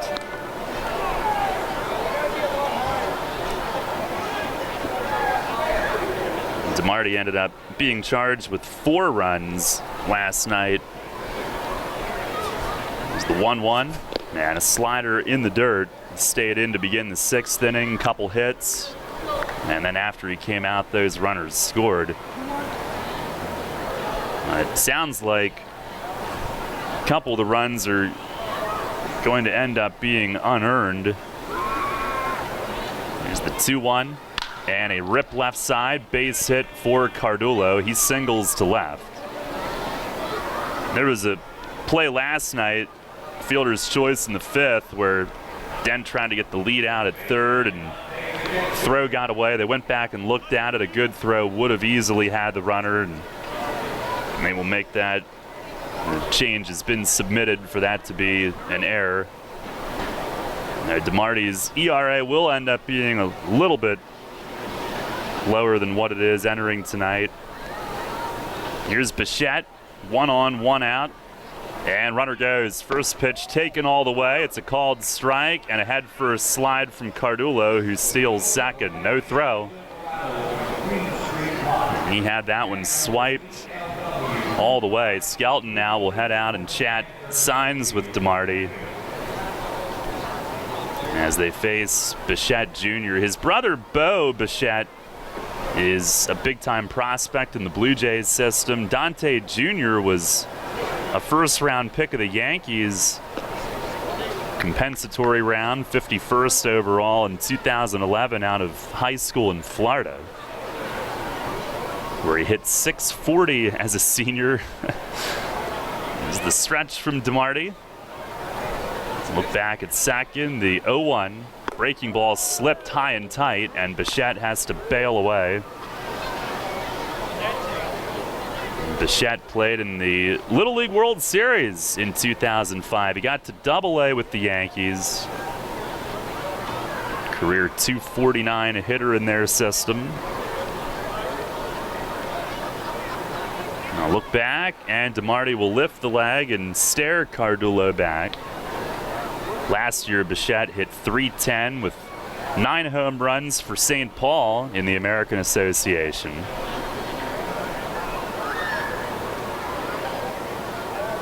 And now the 1-1, change up down low. 2 years ago, Bichette played for Team Brazil in the World Baseball Classic qualifiers.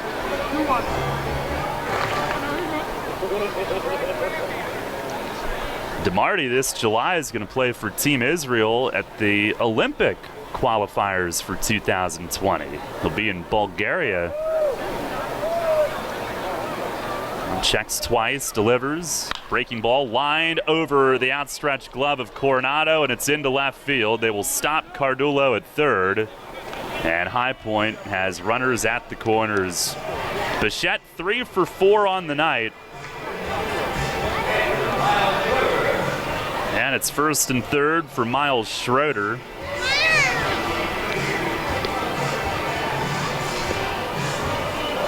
Schroeder 0 for 3 tonight with a strikeout and 2 groundouts. On our York Mitsubishi out-of-town scoreboard, Somerset trying to close out Lancaster, leading 3-1. Now Skelton will step out, give signs for the infield. Doug McFarling right on top of it. He thought he was going for a mound visit, said, "Nuh-uh, not in 2019 you don't." But that was just stepping out so the infielders could see. 1st and 3rd. And the pitch to Schroeder is down low. Mike Antonini is in for the Patriots. 3-1, they lead Lancaster in the 9th. New Britain is up 2-0 at Southern Maryland in the 8th. Sugarland leads Long Island 3-1 in the 5th. Pitch, swinging a high fly toward the line and left. Melky Mesa hustling over and in, and he's got it. They'll tag at 3rd. Throw coming home on a hop, and Skelton reaches for the tag. Got him again. Another outfield assist for Melky Mesa to end an inning. He angled over to the line, made the grab, and unleashed a hose to the plate. He kept it low, and it one hopped right on the money, just in front of the plate where Skelton could see it, receive it, and put on the tag of Cardullo, who was out by 10 feet. No runs, 2 hits, 1 left. We go to stretch time, still 6-2 High Point.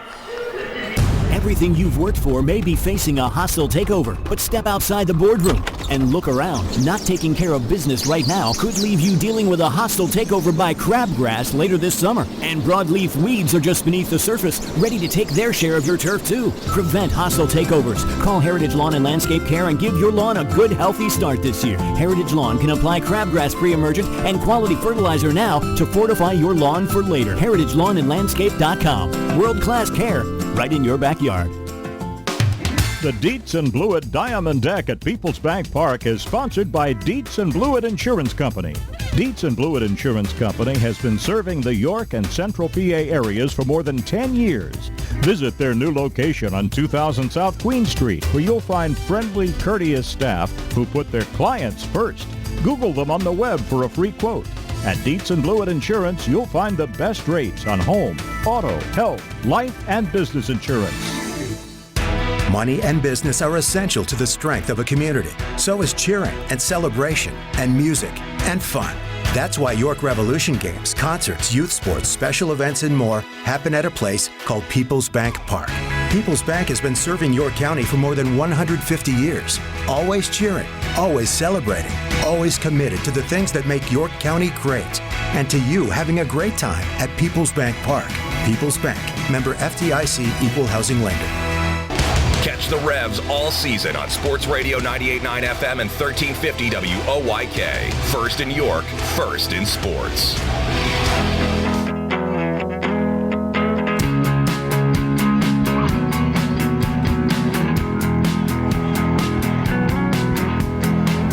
Home half of the 7th, top of the order for the Revs, who need a rally, trailing 6-2. Right-hander Sam Runyon is next. Former Blue Crab kicks and fires, and a swing and a bouncer toward first, and it stays fair. Bichette's got it and lunges to the bag ahead of James Skelton, who's out on 1 pitch, trying to jump on Sam Runyon. 6'4" righty, and he is from North Carolina, born in Asheville. Second rounder of the Royals in 07 out of high school. A.C. Reynolds High School in Asheville. Made it to AAA with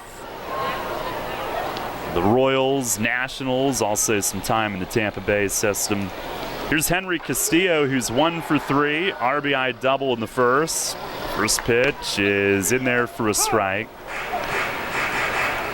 Runyon has a delivery that you could spot from a mile away. Has a very high set of the hands, bounces the glove off his big leg kick, and a slider there is fanned on by Castillo. In fact, he could not set his hands higher. They're above his head when he starts his leg lift. Wonder who taught him that. Where do you learn that? Yeah. It's the 0-2. And a swing and a ground ball pulled to second base. It snakes a bit, but Baca stays with it, throws over to first. And that is out number 2. 2 ground outs for Runyon, who with Southern Maryland last year was 1-7. But his ERA, 4.55, and his overall numbers were pretty decent. He was with Southern Maryland the last 2 years. Here's Melky Mesa, 1 for 3 tonight. And he hosed Cardullo trying to score to end the top half of the inning. Pitch to him. It's a breaking ball away, appeal to first, no swing. Runyon also kind of sweeps his glove arm forward, backhanded style. Kind of keeps it curled in front, but sweeps it backhanded as he strides. Pitch is swung on and missed, a fastball down. So a very unique delivery for the big righty.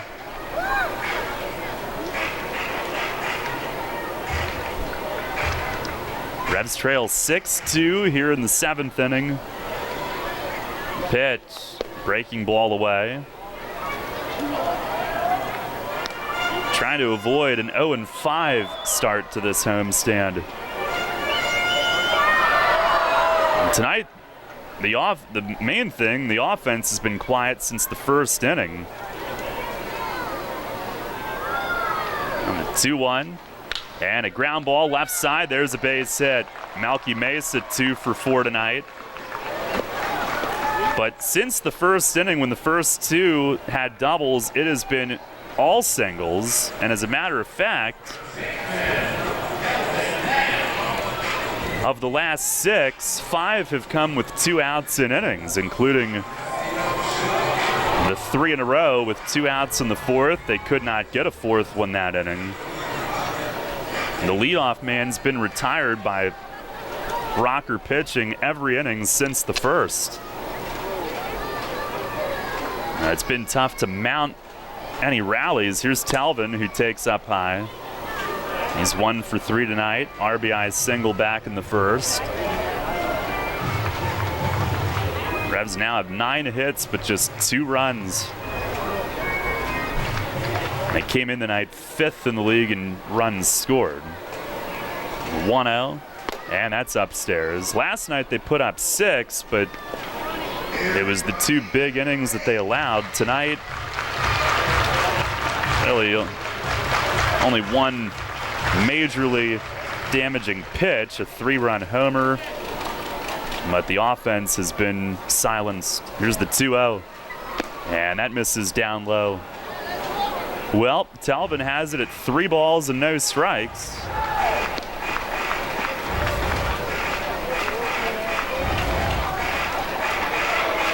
He hasn't been totally locked in yet, so we'll see if he would be turned loose here. They're down 4, but he could certainly get him right within 2 very quickly. Tejeda on deck, 3-0 count. Runyon with the pitch, and taking all the way, it is a strike. Runyon in 6 outings, no wins, 1 loss. 7 innings, 2 runs, and only 1 earned, coming in with just 4 hits allowed. He's been very good for his new team. 1.29 ERA. He deals, and a swing and a high pop foul, out of play off to the right. So he's back to running full. He's got a serious mohawk too under that hat. It's a good eye. I didn't notice that until he turned around. Well, I'd seen this enormous man with one hitting fungos during BP, and now I realize that's who that is.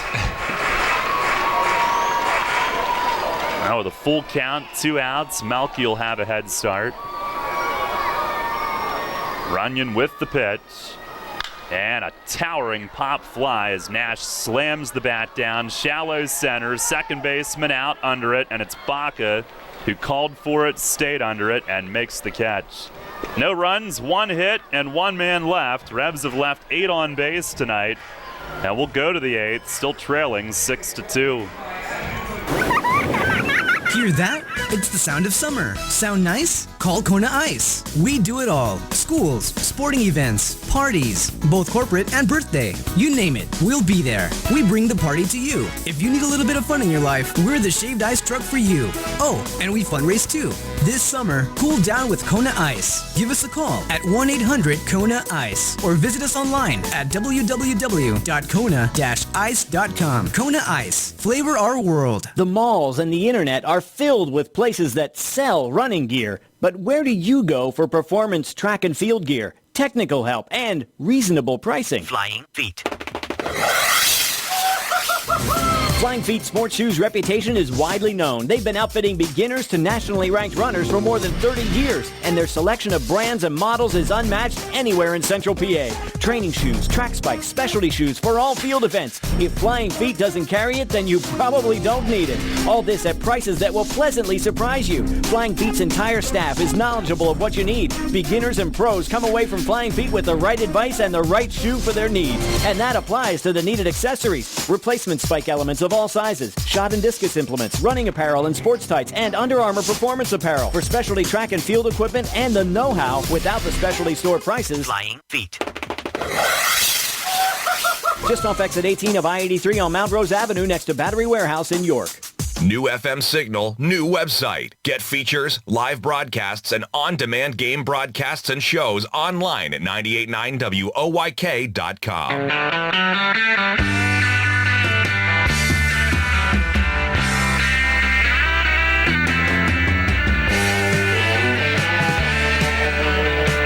Perez will also pitch back-to-back nights. Pitching change brought to you by Maple Donuts as we go to the 8th.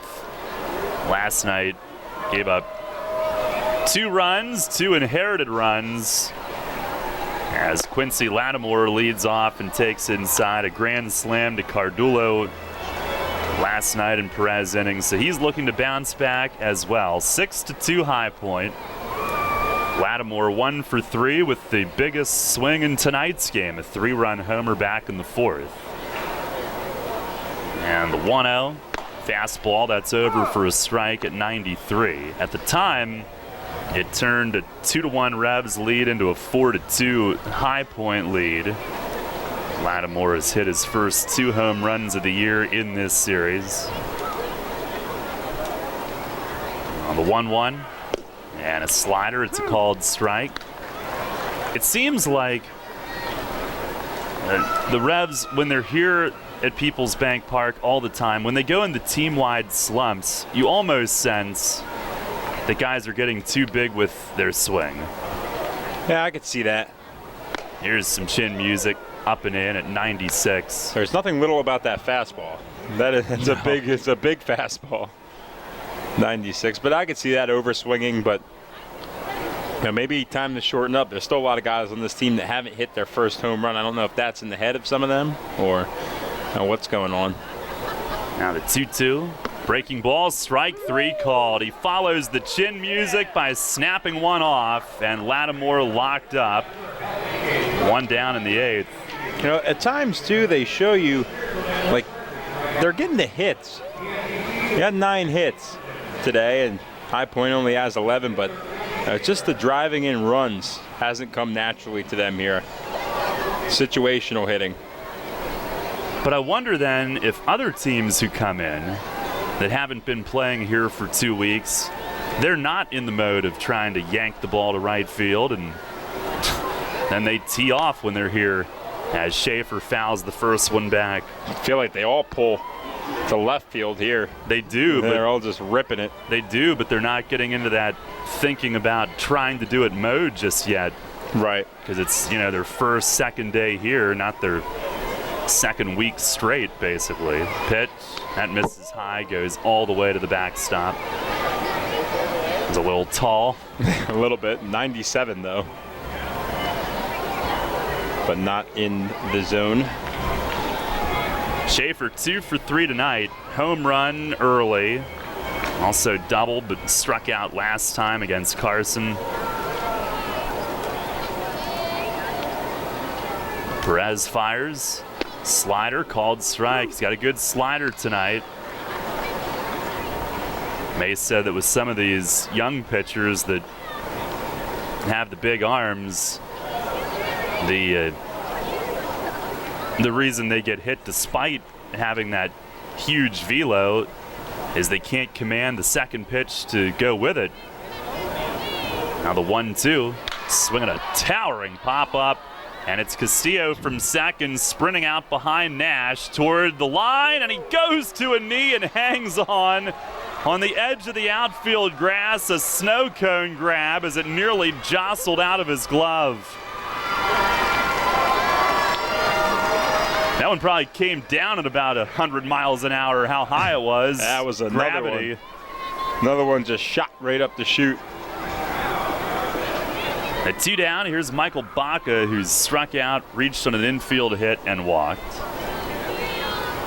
Perez came in tonight with an ERA over 11 after last night's tough outing. First pitch to Bacchus, swing and a looping pop, flies shallow right near the line. Dotel charging over and is there. Runs it down as he crosses the line. He caught it in fair territory. And Julio Perez bounces back this evening with a 1-2-3.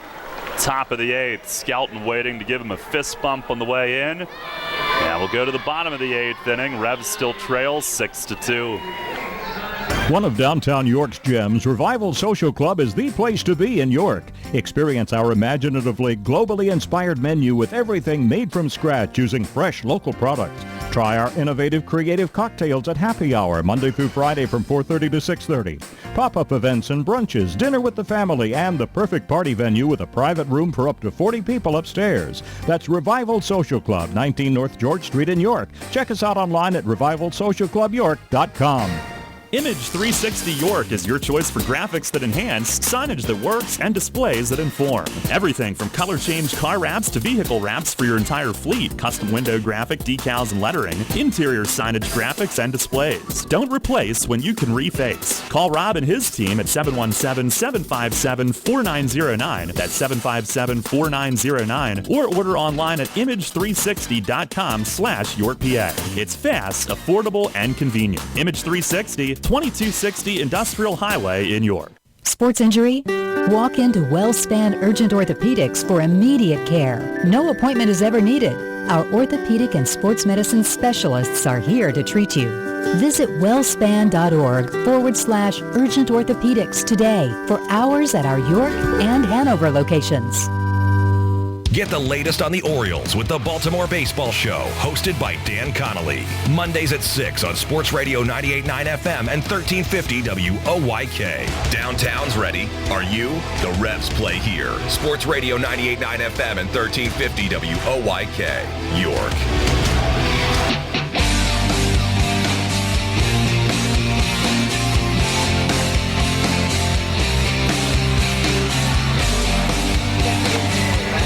Bottom of the 8th, it is 6-2. High Point. Sam Runyon's going to stay in for his second inning of work.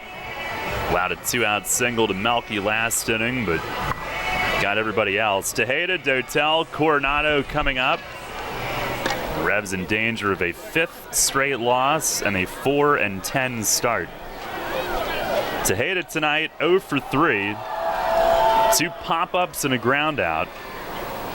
First pitch from Runyon is down low. We detailed his unique delivery last inning. He also has a little bit of a hitch as he starts into his stride to the plate. Just kind of happy you said he's a massive dude at 6'4", 220. I was that big at one point. Think I'm a big dude, Daryl? Well, yes, Brett. There you go. Yes. Runyon misses down and away. I could use the, probably what is 15 to 20 pounds of muscle that he has. Yeah. Can't use the mohawk, though. Not with it. Muscle's the key. Muscle is the key. Here's the 2-0, and that misses wide. I'm big on the muscles. You're more of a cardio guy. Trying to. Well, for now, eventually. Yeah. It's a process, Brett. It's all there's a plan. I got it. You got a plan in action. It's up here. Here's the 3-0. And it's over for a strike. Maybe tomorrow I'll write it down. What, the plan? The plan, yeah. For now, the plan is up here. Interesting. Yeah, I haven't been in the gym in a while, so you're way ahead of me. Here's the 3-1. Swinging a line smash to center. Leidendorf going back, and it sails way past him. All the way to the fence, and Tejeda will cruise into second with a leadoff double. Hopefully that's a start. He stung that one, torched it over the center fielder's head, and it sliced to roll to the right center LED board where it stopped. Now here's Dotel, who is also 0 for 3 coming into this at bat. So off the top of your head, can you tell me like 2 things that are in this big plan of yours? Well, first of all, is to write it down. Okay. And then, the next day I'll probably look at it and get mentally prepared to do it, tomorrow. Pitch to Dotel is fouled back to the net. Well, Polo does this thing where he runs the stairs at the stadium before every game, and I saw you doing the same thing. Did you get that one from him? It's a tough workout, man. I forget where I got. I think just watching. No, you know who told me to do that was Bo Vaughn and Rami Lewis. That's who told me to do that. Pitch to Dotel, sinks onto the inside corner, they say, 0-2. Yeah, it's tough, man. I would have done it. I had a headache today. I didn't do it today. So do you do every step or every 2 stairs? Because if you do the 2 stairs, you kind of work on the calves a little more and the buttocks. Well, that is important. There's the ball up high. No, I think just every one. You know, I don't want to face plant. Yeah, it's true. We're not there yet. And these are pretty thick landings too. Now that I look down at it.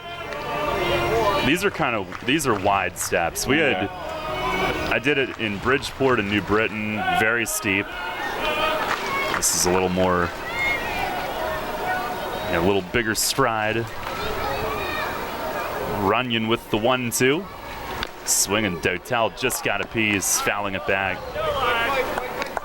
Still fighting, here we go. One time at Somerset, Sparky Lyle saw me doing it and said, "Oh, you're on that pitcher's routine, huh?"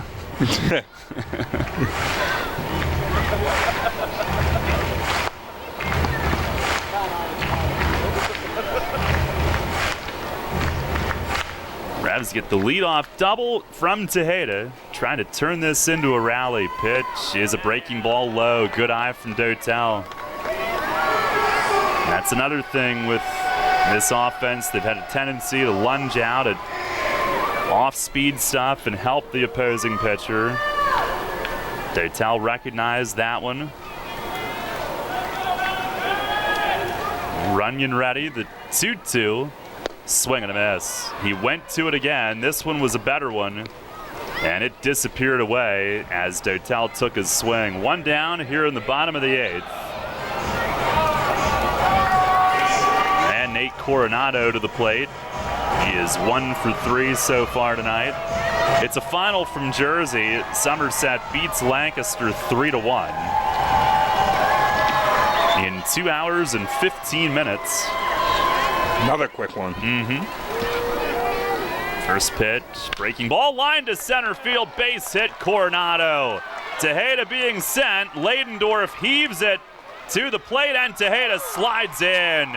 His knee caught in the mud a little bit, but he's in, and Nate Coronado has his first RBI as a Rev on a liner right back up the middle. It's 6-3. Oh, he hit that true right over the second base bag, and you were wondering when it would come, and today's the day for Nate Coronado.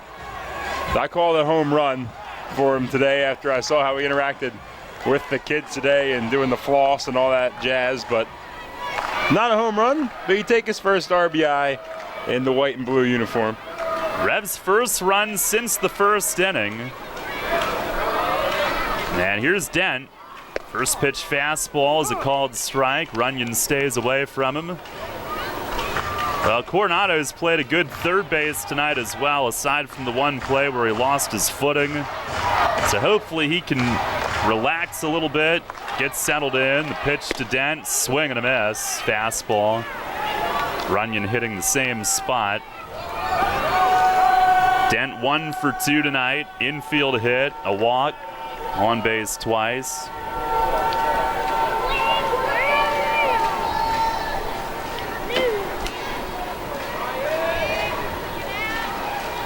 Runyon ready. Pitch. Swing and a miss. 3 in a row. Fastballs in that location. And he gets Dent for out number 2 here in the 8th. No bullpen activity. Runyon's next pitch will be his 30th. And they are counting on him to get through these 2 innings. Here's Justin Trapp, who's 2 for 3 on the night. Each team with 11 hits, but the Revs being doubled up in the score column, 6-3. First pitch out of the slide step. It's a little bit wide for ball 1.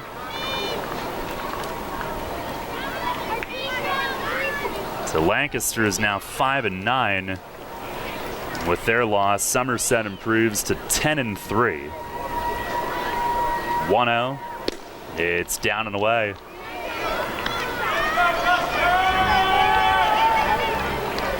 Tying run is on deck. Revs down 3 here in the 8th.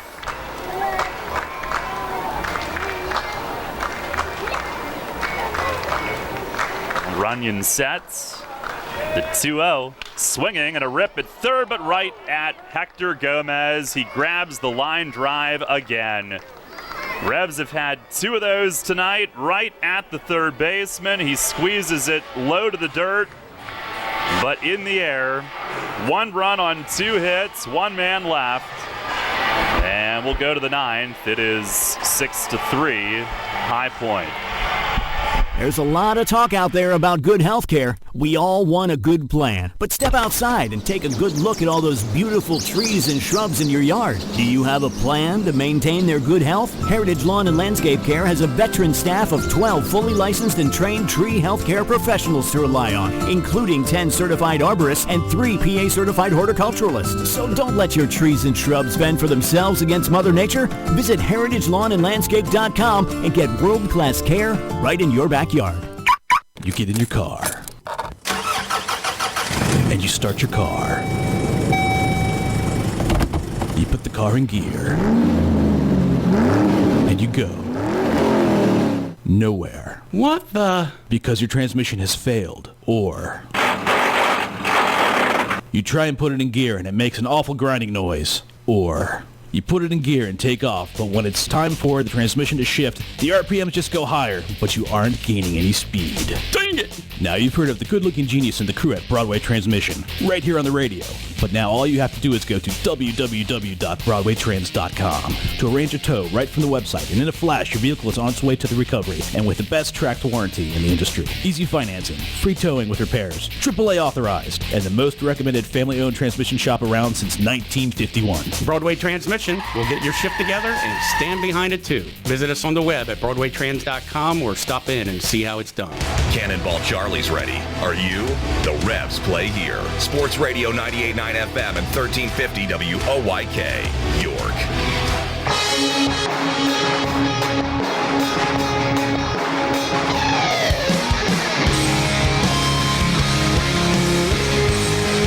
Head of the 9th, Jarrett Martin is in. Pitching change brought to you by Maple Donuts, 6-3. The Revs trail. It'll be interesting to see who gets the 9th when they have a lead. Haven't had that recently as Tyler Ladendorf looks at one in the dirt, but it could be Martin, who was a closer during his brief stint with the Revs back in 2017.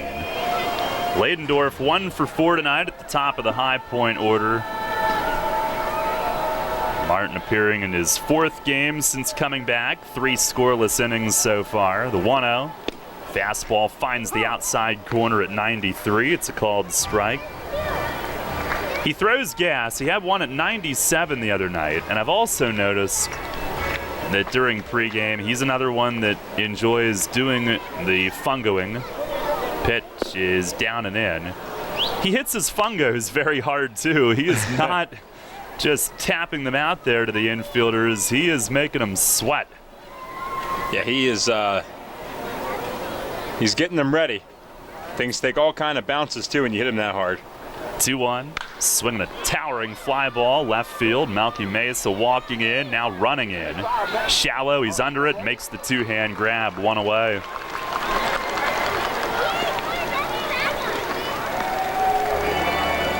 Giovanni Alfonso will follow. Revs in the bottom of the 9th will have the top of the order coming up. High Point used Trevor Frank last night, who's been their closer. I would imagine they would go to him again. He did give up 1 run last night. Pitch to Alfonso is over for a strike, a slider. I don't think he threw that many pitches, though. Alfonso 0 for 3 with a walk, steal, run scored. Martin the pitch, and is swinging a bouncing ball towards short. Dent lines it up to his left. He's got it, fires in time. 2 away. Dent paused to get a read on that thing as it went right over the mound toward the middle. And then dashed to cut it off and made the throw. And that'll bring up Hector Gomez. And it is Frank for High Point. Trevor Frank. Yeah. Frank coming in. Frank the Tank. That's a good movie. Yes. Pitch to Gomez, hit high and deep in left. Mesa going back onto the track, and he's got room. Secures it right in front of the arch nemesis. He looks so tiny up against that thing. And he's not that small of a man. No. But he puts it away, and Jarrett Martin, another 1-2-3 inning. Last chance for the Revs. We go to the bottom of the ninth. It is 6-3 High Point. The York County Solid Waste Authority turns up the heat every day. On your garbage, that is. Advanced waste-to-energy technology is used to burn garbage at 1,800 degrees Fahrenheit in environmentally controlled combustion units. This reduces air emissions and produces electricity, enough to power 20,000 homes every minute of every day. Visit www.ycswa.com to learn more. In York County, garbage is power. Talking about WOYK's new FM signal, Sports Radio 98.9, and who better to check in with than a spokesperson for WOYK himself. WOYK listener Everett George joins us. Everett, what are your thoughts on the new FM signal? Well, it's very clear, and Dan Patrick's voice sounds really authentic. What are your favorite things to listen to on the new FM channel? Well, naturally, it's going to be York Revolution Baseball and Dan Patrick. And I don't know the other guys yet, but, you know, it's FM and... Well, it's the same station. It's the same programming lineup. Do you like to listen to The Herd on FM? Yeah, he's one of my favorites, him and Dan Patrick. The Herd's, he's kind of goofy, but he's all right. Sports Radio 98.9 FM and 1350 WOYK. First in York, first in sports. Listen live and on demand with the new WOYK app and online at 989WOYK.com.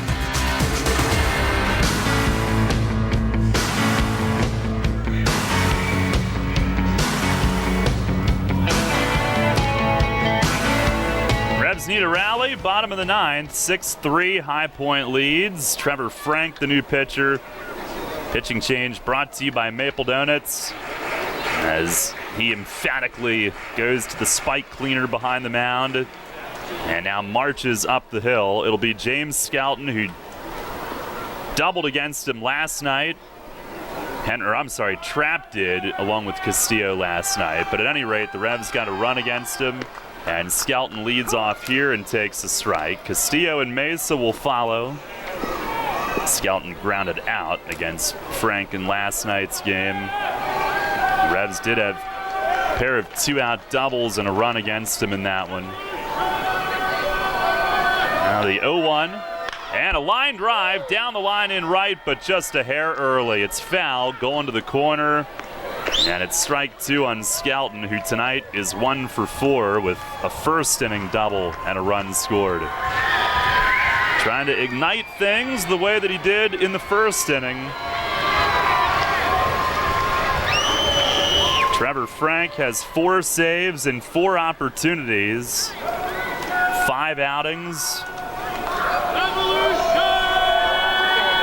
Here's the 0-2.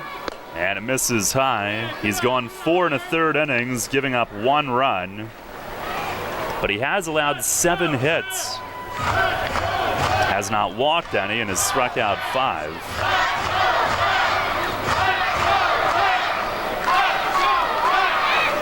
Now set. And the 1-2. Swinging a line drive, base hit right field.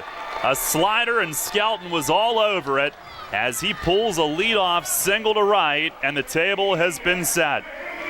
That's a good start there for Skelton, and you saw him hit the Same exact pitch, just a little bit foul, but made the adjustment this time, keeping it fair. And he's a sharp line drive hitter, and that's just what he did. And the next man coming up, well, he's a power hitter. Let's see what he can do. Frank is, really working on the spikes. Now here's Henry Castillo. Scouting 2 for 5 on the night now. And the tying run is now on deck. Melky Mesa. Here's the stretch. First pitch to Castillo. It's outside. Henry tonight 1 for 4. RBI double in the first inning. Revs are now out hitting the Rockers 12-11. Here's the 1-0. Swing and a miss. A slider. That was plummeting downward as Castillo took his cut.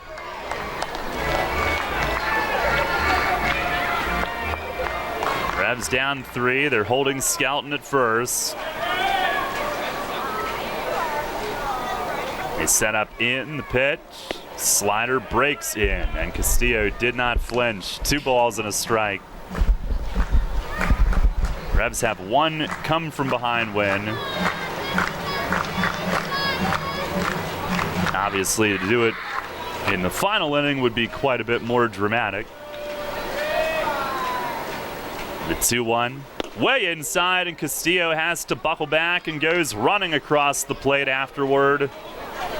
And it's in his favor, 3-1, 1 ball away from having the tying run come to the plate.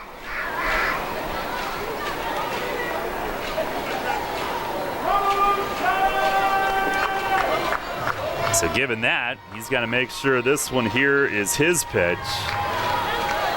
If he's going to swing at all, Frank is ready. And the 3-1. Down and away, and the tying run will bat with nobody out. A single and a walk to set things up here in the bottom of the 9th. Well, can't really ask for a better situation with those two getting on now. Melky Mesa coming to the plate. 2 for 4 tonight. He's got 1 home run on the year.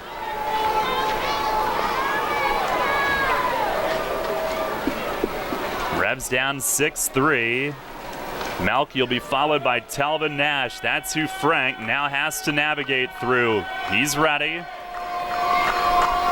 And the first pitch, swing at a high pop-up. Shallow right. Second baseman Baca backs out. He's under it, and he squeezes it. A 1-pitch out as Mesa is retired. Now, here comes Telvin. 1 for 4 tonight. RBI single in the first.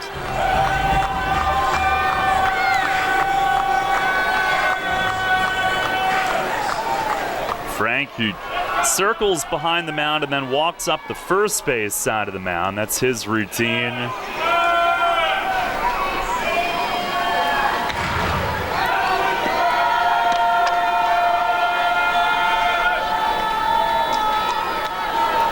He's ready.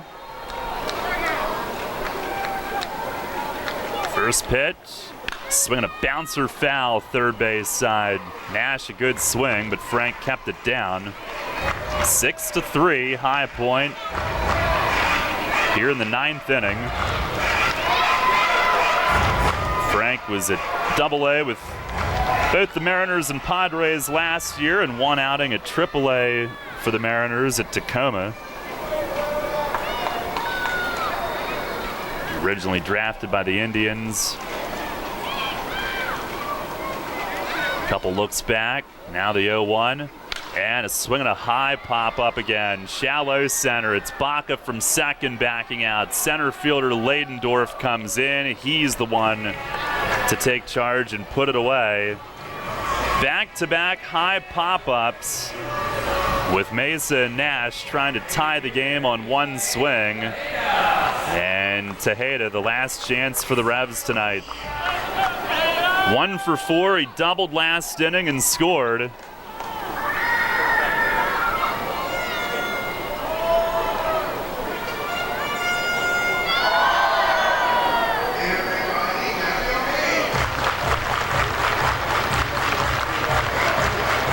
Double last inning gave him an 8-game hitting streak.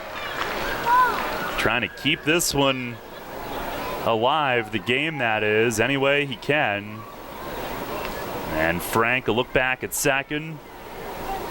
Delivers and just missed the outside corner. If Tejeda can keep it alive, Dotel follows. Tying run at the plate after a single and a walk started this inning. On the 1-0, swinging a line drive, center field, hit well. Ladendorf back though, and he's got room, and drifting into right center. He makes the play deep in the gap, and the ball game is over. So Frank survives. Clark was the first one in. Frank survives and picks up his 5th save with the tying run at the plate. And High Point wins the first 2 in this series, and the Revs drop the first 5 on this homestand. It is a 6-3 final score here tonight and a 4-10 start. Well, hopefully tomorrow night they can get off the schneid. 6-3 the final. Stay tuned. Post-game show is coming up next.